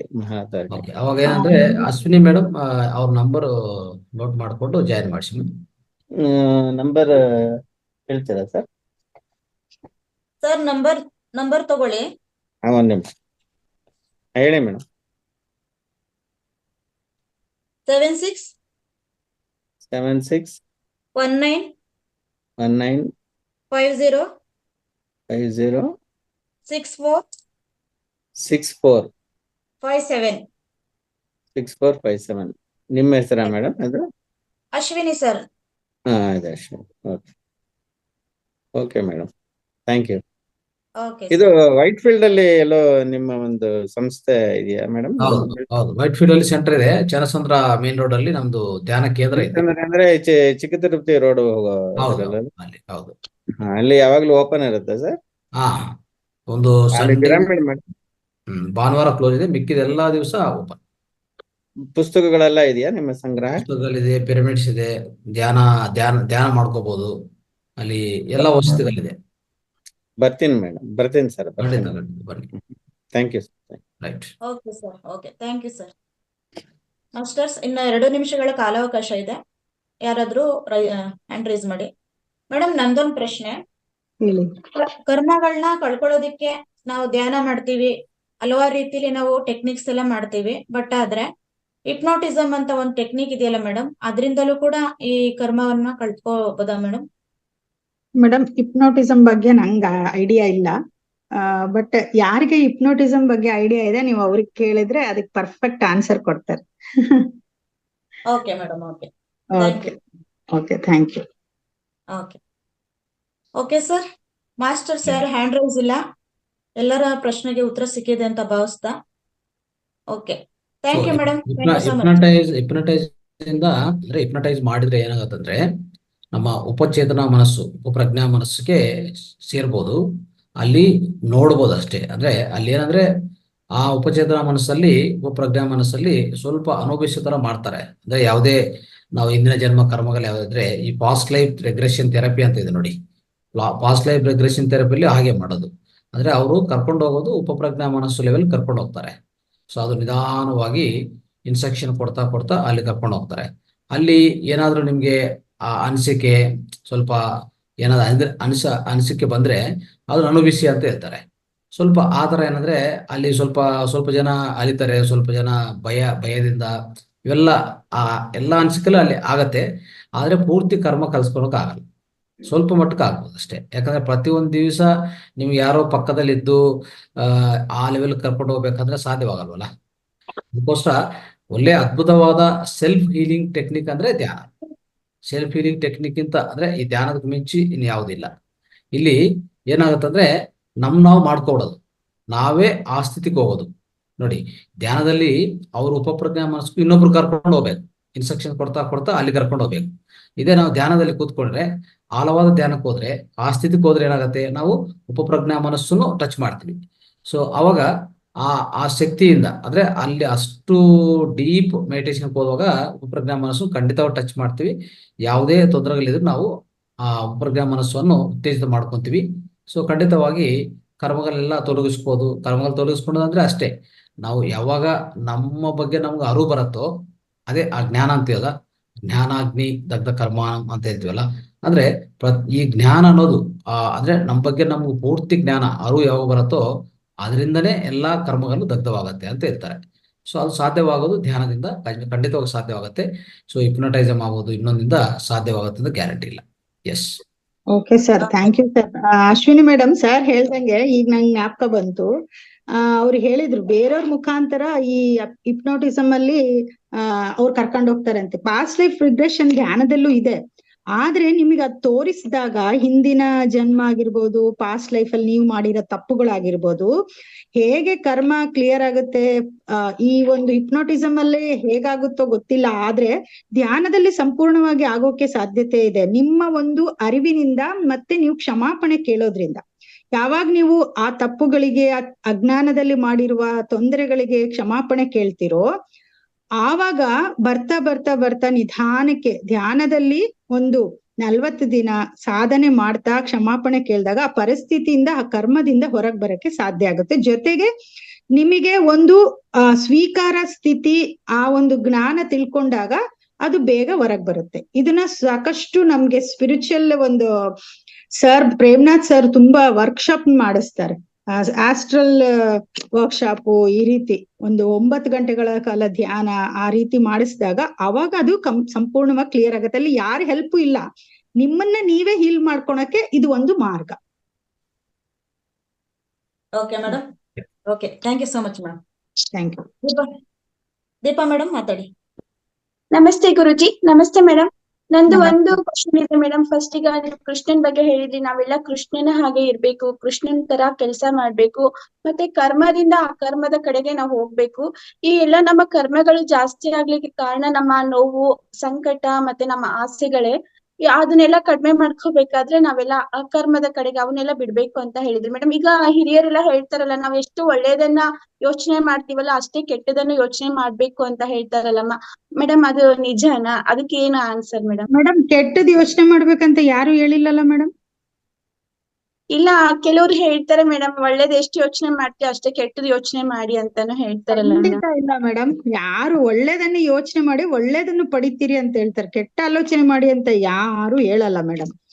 ಅದು ಹೇಳಿದ್ರು ಏನೋ ಯಾವ ಸ್ಥಿತಿಗೆ, ಯಾವ ಸಂದರ್ಭಕ್ಕೆ, ಅವ ಪರಿಸ್ಥಿತಿಗೆ ಹೇಳಿರ್ತಾರೋ ನಂಗೆ ಗೊತ್ತಿಲ್ಲ. ಬಟ್ ಇವತ್ತಿಂದ ನೀವು ಒಂದು ವಿಷಯನ ತಿಳ್ಕೊಳ್ಳಿ, ನಾವೇನ್ ಆಲೋಚನೆ ಮಾಡ್ತೀವೋ ಯದ್ಭಾವಂ ತದ್ಭವತಿ. ಆ ಆಲೋಚನೆ ಅಂದ್ರೆ ನಮ್ಮ ಒಳಗಡೆ ಈ ಒಂದು ಶರೀರಗಳಿರುತ್ತೆ, ಅಲ್ಲಿ ಮನೋಮಯ ಶಕ್ತಿ, ಆ ಮನೋಮಯ ಪ್ರಾಣ ಅಂತ ಇರುತ್ತೆ. ಆ ಶರೀರ, ಮನೋಮಯ ಶರೀರ ಅಂದ್ರೆ ಒಂದು ಮೆಂಟಲ್ ಬಾಡಿ. ಅಲ್ಲಿ ನೀವೇನ್ ಆಲೋಚನೆ ಮಾಡ್ತೀರೋ ಆ ಎಮೋಷನ್ಸ್ ಎಲ್ಲ ಹೋಗಿ ಆ ಶರೀರದೊಳಗಡೆ ನೀವು ಮಾಡಿರೋ ಆಲೋಚನೆಗಳು ಏನಾಗುತ್ತೆ, ಒಳ್ಳೆ ಆಲೋಚನೆ ಇದ್ರೆ ನಿಮ್ಗೆ ಶಕ್ತಿ ಬರುತ್ತೆ. ಅದೇ ಬೇಡವಾದ ಆಲೋಚನೆ ಇದ್ರೆ ಈ ಎಥರಿಕ್ ಬಾಡಿಗೆ ಅಂದ್ರೆ ಪ್ರಾಣಮಯ ಶರೀರ, ಆ ಎಥರಿಕ್ ಬಾಡಿಗೆ ಒಂದು ಎನರ್ಜಿನೇ ಹೋಗಲ್ಲ. ಎನರ್ಜಿ ಹೋಗಲ್ಲ ಅಂದಾಗ ನಿಮ್ಮ ನೆಗೆಟಿವಿಟೀಸ್ ಏನಾಗುತ್ತೆ, ನಿಮ್ಮ ಫಿಸಿಕಲ್ ಬಾಡಿಗೆ ಅಲ್ಲಿ ಲಾಕ್ ಆಗತ್ತೆ. ಅವಾಗ ನಿಮ್ಗೆ ಆರೋಗ್ಯದಲ್ಲಿ ಸಮಸ್ಯೆ ಬರುತ್ತೆ. ಅಂದ್ರೆ ಮೂಲ ಕಾರಣ ನಿಮ್ಮಲ್ಲಿರುವ ನೆಗೆಟಿವ್ ಎಮೋಷನ್ಸ್, ನೆಗೆಟಿವ್ ಯೋಚನೆಗಳು. ನೀವು ಬೇಕಾದ್ರೆ ಪಾಸಿಟಿವ್ ಆಗಿ ಒಳ್ಳೆ ವಿಚಾರಗಳನ್ನ ಮಾಡ್ತಾ 21 ದಿನ ನೀವು ಇದನ್ನ ಎಕ್ಸ್ಪೆರಿಮೆಂಟ್ ಮಾಡಿ, ಆಗ ನಿಮಗೆ ನಿಮ್ಮ ಪರಿಸ್ಥಿತಿ ಏನ್ ಬೇಕೋ ಅದೇ ಕ್ರಿಯೇಟ್ ಆಗತ್ತೆ. ಅದಕ್ಕೆ ಹೇಳ್ತಾರೆ, ಒಳ್ಳೇದನ್ನ ಆಲೋಚನೆ ಮಾಡಿದ್ರೆ ಒಳ್ಳೇದನ್ನ ಪಡಿತೀಯಾ ಅಂತ ಹೇಳ್ತಾರೆ. ಇದು ನನಗ್ ಗೊತ್ತಿರೋ ಸತ್ಯ. ಅದು ನೀವ್ ಯಾರು ಹೇಳಿದ್ರು ಗೊತ್ತಿಲ್ಲ. ಇವತ್ತೇ ಅದೇನಾದ್ರೂ ನಿಮ್ಮ ತಲೆಯಲ್ಲಿದ್ರೆ ಕಿತ್ತಿ ಹೊರಗಡೆ ಹಾಕಿ ಒಂದು ಕೃತಜ್ಞತಾ ಭಾವದಿಂದ ಒಳ್ಳೆ ಯೋಚನೆ ಮಾಡಿ, ಖಂಡಿತವಾಗಿ ನಿಮ್ಮ ಪರಿಸ್ಥಿತಿ, ನಿಮ್ಮ ಸ್ಥಿತಿ ಒಳ್ಳೇದಾಗತ್ತೆ. ಇಲ್ಲ ಮೇಡಮ್, ಅದು ನನ್ಗಲ್ಲ. ಆಕ್ಚುಲಿ ನಮ್ ಫ್ಯಾಮಿಲಿಲಿ ಅದು ನಮ್ ತಂದೆಯವ್ರಿಗೆ ಆಗಿದೆ. ಅವ್ರು ಎಷ್ಟು ಒಳ್ಳೇದ್ ರೀತಿಯಿಂದ ಮಾಡಿದ್ರು, ಬಟ್ ಅವರು ನಮ್ ಮನೇಲಿ ನಮ್ಮಮ್ಮ ಹೇಳ್ತಾ ಇದ್ರು ಕೆಲವು ವಿಷಯಗಳು ಧ್ಯಾನದಲ್ಲಿದ್ರ ಜಮೀನ ವಿಷಯಕ್ಕೆ ಬಂದಿತ್ತು ಮೇಡಮ್. ಅದಕ್ಕೋಸ್ಕರ ನಮ್ಮಮ್ಮ ಹೇಳ್ತಾ ಇದ್ರು ಯಾವಾಗ್ಲೂ ನೀವು ಎಷ್ಟು ಧ್ಯಾನ ಮಾಡ್ತಾ ಇದ್ರ? ಧ್ಯಾನ ಸ್ವಲ್ಪ ಮಾಡ್ತಾ ಇದ್ರು ಮೇಡಮ್ ಅವರು. ಸಾರ್ ಹೇಳ್ತಾರೆ, ಚಿಕ್ಕ ಪಾಪವು ಸ್ವಲ್ಪ ಅನಾರೋಗ್ಯ, ದೊಡ್ಡ ಕರ್ಮ ದೊಡ್ಡ ಅನಾರೋಗ್ಯ ಅಂತ ಹೇಳ್ತಾರೆ. ಅಂದ್ರೆ ಪಾಸ್ಟ್ ಲೈಫ್ ಅಲ್ಲಿ ನಾವು ಏನ್ ಮಾಡಿರ್ತೀವಿ ಅನ್ನೋದು ಗೊತ್ತಿರಲ್ಲ. ಅದಕ್ಕೆ ಧ್ಯಾನ ಮಾಡ್ತಾ ಅದನ್ನ ಕಳ್ಕೋಬೇಕು ಅಂತ ಹೇಳ್ತಾರೆ ಗುರುಗಳು. ಅಂದ್ರೆ ಎಷ್ಟು 3 ಗಂಟೆ 4 ಗಂಟೆ 5 ಗಂಟೆ ನಮ್ಮ ಒಂದು ಧ್ಯಾನ ಸಾಧನೆಯಲ್ಲಿ ಪತ್ರಿಸರು ಪ್ರತಿದಿನ 9 ಗಂಟೆ, ಮೊನ್ನೆ ಪಿರಮಿಡ್ ವ್ಯಾಲಿಯಲ್ಲಿ 9 ಅವರ್ಸ್ ಮೆಡಿಟೇಷನ್ ಮಾಡಿಸಿದ್ದಾರೆ. ಬೆಳಗ್ಗೆ 3 ಗಂಟೆ, ಮಧ್ಯಾಹ್ನ 3 ಗಂಟೆ, ರಾತ್ರಿ 3 ಗಂಟೆ, ಈ ರೀತಿ ಇಡೀ ದಿನ 24 ಅವರ್ಸ್ ಮೆಡಿಟೇಷನ್ ಮಾಡೋರು ಇದ್ದಾರೆ. ಯಾಕೆ ಅಂದ್ರೆ ಆ ಒಂದು ಸ್ಥಿತಿಯಿಂದ ಹೊರಗ್ ಬರ್ಬೇಕಂದ್ರೆ ಎಷ್ಟೋ ರೀತಿಯಲ್ಲಿ ನಮ್ಮ ದೇಹ ಆರೋಗ್ಯವನ್ನು ಪಡಿಬೇಕಂದ್ ನೋಡಿ. ನಮ್ ದೇಹ ಯಾವಾಗ್ಲೂ ಆರೋಗ್ಯವಾಗಿರಕ್ಕೆ ಇಷ್ಟಪಡುತ್ತೆ. ಆದ್ರೆ ನಾವೇ ನಮ್ಮ ಆಲೋಚನೆ, ಈಗ ಎಷ್ಟೇ ಅವರು ಒಳ್ಳೆ ದಾರಿಯಲ್ಲಿದ್ರು ಅವ್ರು ಮಾಡುವ ಆಲೋಚನೆ, ಅವ್ರಿಗೆ ಬರುವ ಪರಿಸ್ಥಿತಿಯಿಂದ ಅವ್ರು ಬದಲಾದಾಗ ಆ ಆಲೋಚನೆ ತಕ್ಕಂತೆ ಅವ್ರಿಗೆ ಜೀವನ ಆಗತ್ತೆ. ಸೊ ಅದಕ್ಕಾಗಿ ನೀವು ಹಳೇದನ್ನ ಎಲ್ಲ ಇವತ್ತು ಫುಲ್ ಸ್ಟಾಪ್ ಇಟ್ಟು ನಿಮ್ ಬಗ್ಗೆ ನೀವು ಯೋಚನೆ ಮಾಡಿ. Okay madam, thank you madam. Thank you. Thank you Deepa madam. Madhura madam ಮಾತಾಡಿ. ಇಲ್ಲ, ಎಲ್ರಿಗೂ ಶುಭೋದಯ. ನಂದೊಂದು ಮೇಡಮ್, ಇವರಿಗೆ ಮಧುಶ್ರೀ ಮೇಡಮ್ ಅವರಿಗೆ ಒಂದು ಕ್ವಶನ್. ನಮಸ್ತೆ ಮೇಡಮ್, ಕೇಳಿಸ್ತಾ ಇದೆಯಾ? ಕೇಳ್ತಾ ಇದೆ. ನಮಸ್ತೆ ಮೇಡಮ್, ಹೇಳಿ. ಹಾ ಹಾ ಮೇಡಮ್, ಈಗ ಈ ಜನ್ಮದಲ್ಲಿ ಅಂತ ಇಟ್ಕೊಳ್ಳಿ, ಅವರು ಈಗ ಎಲ್ಲ ಕೆಟ್ಟ ಕೆಲಸಗಳನ್ನ ಮಾಡ್ತಾನೆ ಬರ್ತಿರ್ತಾರೆ. ಅಂದ್ರೆ ಕೊಲೆ ಮಾಡೋದು, ಅಂದ್ರೆ ಈಗ ಕಳ್ತನ ಮಾಡೋದು, ಅಥವಾ ಬೇರೆಯವ್ರಿಗೆ ಹಿಂಸೆ ಕೊಡೋದು, ಕುಡಿಯೋದು, ಎಲ್ಲ ಎಷ್ಟು ಕೆಟ್ಟದಾಗಿದೆಯೋ ಅದೆಲ್ಲದು ಮಾಡ್ತಾನೆ ಇರ್ತಾರೆ. ಒಂದ್ ಸ್ವಲ್ಪ ದಿನ ಬಿಟ್ಟು ಅವರು ಅಂದ್ರೆ ಅವ್ರು ಏನಾಗಿರ್ತಾರೆ, ಅವ್ರು ಚೇಂಜ್ ಆಗ್ಬಿಡ್ತಾರೆ ಇಮಿಡಿಯೇಟ್. ಏನೋ ಇದೆಲ್ಲ ನನಗ್ ಬೇಡ, ನಾನಿನ್ನು ದೇವ್ರ ಪೂಜೆ ಮಾಡೋಣ ಅಥವಾ ಧ್ಯಾನ ಮಾಡೋಣ, ಅದೆಲ್ಲ ಚೇಂಜ್ ಅಂದ್ರೆ ಅವ್ರಿಗೆ ಹಿಂದಿನ ಜನ್ಮದಲ್ಲಿ ಅದು ಆತರ ಇರುತ್ತಾ, ಇಷ್ಟು ವರ್ಷ ಆದ್ಮೇಲೆ ನೀನ್ ಚೇಂಜ್ ಆಗ್ತೀಯಾ ಅನ್ನೋ ಒಂದು ಇದಿರುತ್ತೆ ಅವರಿಗೆ. ಹೌದು, ಖಂಡಿತ.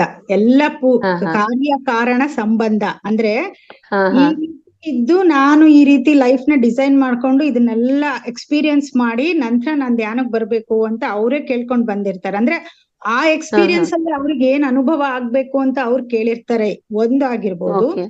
ಇಲ್ಲ ಅವ್ರು ಅಲ್ಲಿವರೆಗೂ ನನ್ನ ಈ ಒಂದು ಜರ್ನಿ ಇರ್ಬೇಕು, ಆಮೇಲೆ ನಾನು ಒಳ್ಳೇದಕ್ ಬರ್ತೀನಿ ಅಂತ ಅವ್ರು ಕೇಳಿರ್ತಾರೆ.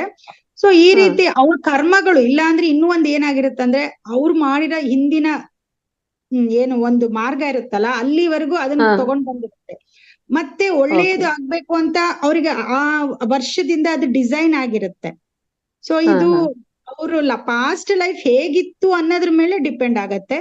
ಸೊ ಆ ಟೈಮಲ್ಲಿ ಅವ್ರ ಒಳಗಡೆ ಒಂದು ಪರಿವರ್ತನೆ ಅಂತ ಹೇಳ್ತಾರೆ ನಮ್ ಗುರುಗಳು. ಪಾಪ ಪುಣ್ಯ ಪಶ್ಚಾತ್ತಾಪ ಪರಿವರ್ತನೆ ಅಂದ್ರೆ ಆ ಸಮಯಕ್ಕೆ ಪರಿವರ್ತನೆ ಬಂದ ತಕ್ಷಣ ಅವರಲ್ಲಿ ಚೇಂಜ್ ಆಗುತ್ತೆ. ಈಗ ನೋಡಿ, ಉದಾಹರಣೆಗೆ ನಾನ್ ವೆಜ್ ತಿಂತಾ ಇರ್ತಾರೆ. ಎಷ್ಟು ನಾನ್ ವೆಜ್ ದಿನಕ್ಕೆ 1-2 kg ತಿನ್ನೋರಿದ್ದಾರೆ, ಎಷ್ಟು ಮಾಂಸವನ್ನು ಸ್ವೀಕರಿಸ್ತಿರ್ತಾರೆ.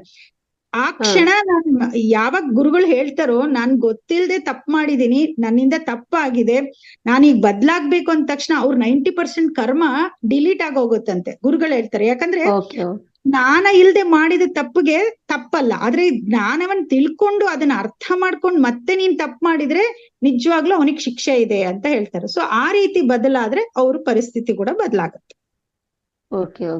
ಅವ್ರೀಗ ಮುಂದಿನ ಜನ್ಮದಲ್ಲಿ ಯಾವ ತರ ಆಗ್ಬಿಡ್ತಾರೆ? ಅವ್ರು ಡಿಸೈನ್ ಮೇಡಮ್, ಅದು ನನಗ್ ಗೊತ್ತಿರಲ್ಲ. ಸೊ ಒಂದೊಂದ್ ಲೈಫ್ ಟೈಮ್ ಅಲ್ಲಿ ಒಂದೊಂದ್ ಎಕ್ಸ್ಪೀರಿಯನ್ಸ್ ನ ಅವ್ರೇ ಕೇಳ್ಕೊಂಡ್ ಬಂದಿರ್ತಾರೆ. ಅದನ್ನ ಅವ್ರ ಒಳಗಡೆ ಏನಿರುತ್ತ ಆಲೋಚನೆ, ಅದು ಅವ್ರ ನೆಕ್ಸ್ಟ್ ಫ್ಯೂಚರ್ ಇಲ್ಲ ಆ ಲೈಫ್ ಅವಾಗ ಎಂಡ್ ಮಾಡ್ಕೋಬೇಕು ಅಂತ ಅಂದ್ರೂ ಮತ್ತೆ ಅವರಿಗೆ ಲೈಫ್ ಇರಲ್ಲ. ಸೊ ಎಲ್ಲ ಕಲ್ತ್ಬಿಟ್ಟು ನಾನು ಎಲ್ಲವನ್ನು ಇಲ್ಲೇ ತಗೊಂಡು ಮುಗಿಸಿ ಹೋಗ್ಬೇಕು ಅಂತ ಅವ್ರು ಡಿಸೈನ್ ಮಾಡಿದ್ರೆ ಅವ್ರಿಗೆ ಮತ್ತೆ ಫ್ಯೂಚರ್ ಅಲ್ಲಿ ಯಾವ್ದು ಏನು ಪುನರಪಿ ಜನರಂ ಪುನರಪಿ ಮರಣ ಒಂದು ಮುಕ್ತಿ ಹೊಂದುತ್ತಾರೆ ಅವ್ರು. ಅದೇ ಈ ಕರ್ಮಚಕ್ರ ಧ್ಯಾನ ಮಾಡ್ತಾರಲ್ಲ, ಅದ್ರಲ್ಲಿ ಆಲ್ಮೋಸ್ಟ್ ಸ್ವಲ್ಪ ಕರ್ಮ ಇದಾಗುತ್ತಲ್ಲ ಮೇಡಮ್. ಕರ್ಮಚಕ್ರ ಧ್ಯಾನ ಮಾಡ್ತಾರೆ, ಇದಾಗುತ್ತೆ ಅಂದ್ರೆ ನಾನು ಒಂದ್ ಹೇಳ್ತೀನಿ, ಯಾವುದು ಧ್ಯಾನ ಯಾರೇ ಹೇಳಿದ್ರು, ಏನೇ ಬುಕ್ ಓದಿದ್ರು, ಏನೇ ಮಾಡಿದ್ರು, ನೀವು ನಿಮ್ಮ ಲೈಫ್ ಅಲ್ಲಿ ಏನ್ ಅಳವಡಿಸ್ಕೊಂತಿದೀರಾ ಅನ್ನೋದು ಇಂಪಾರ್ಟೆಂಟ್. ಯಾರು ಏನೋ 1 ಗಂಟೆ ಹೇಳ್ಬೋದು, 4 ಗಂಟೆ ಹೇಳ್ಬೋದು, 10 ಗಂಟೆ ಹೇಳ್ಬೋದು, ಅವ್ರು ಹೇಳ್ಬಿಟ್ಟು ಅವ್ರ ದಾರಿಗೆ ಅವ್ರು ಹೋಗ್ತಾರೆ.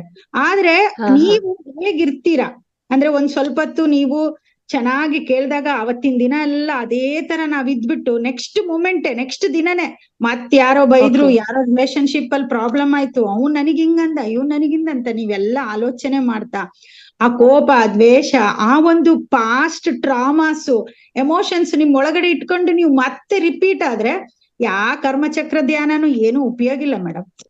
ಹೌದೌದು, ನಮ್ಮನ್ನ ಚೇಂಜ್ ಮಾಡ್ಕೋಬೇಕು ಮೇಡಮ್, ಸ್ವಲ್ಪ ಪರಿವರ್ತನೆ ನಮ್ಮನ್ನ ನಾವು ಉದ್ಧಾರ ಮಾಡ್ಕೋಬೇಕು, ಅದೇ ದೊಡ್ಡ ಕರ್ಮ. ಆತ್ಮ ಉದ್ಧಾರ ಫಸ್ಟ್ ಮಾಡ್ಕೋಬೇಕು ಅಷ್ಟೇ. ಥ್ಯಾಂಕ್ ಯು ಮೇಡಮ್, ಒಳ್ಳೆ ಮಾಹಿತಿ ಕೊಟ್ಟಿದ್ದೀರಾ. ತುಂಬಾ ಅಂದ್ರೆ ಕರ್ಮದ ಬಗ್ಗೆ ತುಂಬಾ ಚೆನ್ನಾಗಿ ಅದ್ಭುತವಾಗಿ ಹೇಳಿದ್ದೀರಾ. ಅಂದ್ರೆ ಲೈಫಲ್ಲಿ ನಾವು ಸ್ವಲ್ಪ ಅಳವಡಿಸ್ಕೊಂಡು ಹೋದ್ರೆ ನಾವು ಚೇಂಜ್ ಆಗ್ಬೋದು. ಅಳವಡಿಸ್ಕೊಳ್ತೀವಿ ಮೇಡಮ್. ಚೇಂಜ್ ಆಗ್ಬೋದಂತ ಮತ್ತೆ ಪ್ರಶ್ನೆ ಇಡ್ಬೇಡಿ. ನಾನ್ ಆಗ್ತೀನಿ, ಆತ್ಮದಿಂದ ಹೇಳ್ತಾ ಇದೀನಿ, ಆಗ್ತೀನಿ. ಏನೋ ಅಲ್ಲ, ಆಗಿದ್ದೇನೆ ಆಲ್ರೆಡಿ ಅಂತ ನೀವು ಪ್ರತಿದಿನ ಆ ಸಂಕಲ್ಪ ಮಾಡ್ಕೊಂಡಾಗ ನೀವು ಚೇಂಜ್ ಆಗ್ತೀರಾ. ಸೊ ಸಂಕಲ್ಪಗಳು ತುಂಬಾ ಇಂಪಾರ್ಟೆಂಟ್. ನೀವ್ ಏನ್ ಹೇಳ್ಕೊಂತೀರೋ ಅದೇ. ನಾನು ಆರೋಗ್ಯವಾಗಿ ಆಗ್ಬಹುದಾ ಅಂತಂದ್ರೆ ಆರೋಗ್ಯ ಬರಲ್ಲ. ನನಗೆ ಅನಾರೋಗ್ಯ ಇದೆ ಅಂದ್ರೆ ಆರೋಗ್ಯ ಬರಲ್ಲ. ನಾನು ಆರೋಗ್ಯವಾಗಿದ್ದೀನಿ ಅಂತ ಹೇಳಿದ ಕ್ಷಣದಿಂದನೇ ನಿಮ್ಗೆ ಆರೋಗ್ಯ ಸ್ಟಾರ್ಟ್ ಆಗುತ್ತೆ. ಇಲ್ಲ ಮೇಡಮ್, ನಾನ್ ಸಂಕಲ್ಪಗಳನ್ನ ಅದನ್ನೇ ಹೇಳ್ಕೊಡ್ತೀನಿ ಡೈಲಿಲಿ. ನಂದು ಒಂದಿಷ್ಟು ಸಂಕಲ್ಪ ಹೇಳ್ಕೊಂಡು ಇದೆಲ್ಲ ಹೇಳ್ಕೊಂಡಿರ್ತೀನಿ. ಅಂದ್ರೆ ಪಾಸಿಟಿವ್ ಥಿಂಕಿಂಗ್, ಅಫರ್ಮೇಶನ್, ಕರ್ಮಗಳನ್ನೆಲ್ಲ ನಾನು ಹೇಳ್ಕೊಂಡಿದ್ದೀನಿ. ಅದೇ. Okay madam, thank you. Change ಆಗಿದ್ದೀನಿ. Thank you. Okay Ranganath sir, thank you. Thank you madam, thank you so much. ಹೃದಯಪೂರ್ವಕ ಧನ್ಯವಾದ. Thank you madam, thank you so much. Thank you Ashwini madam, thank you.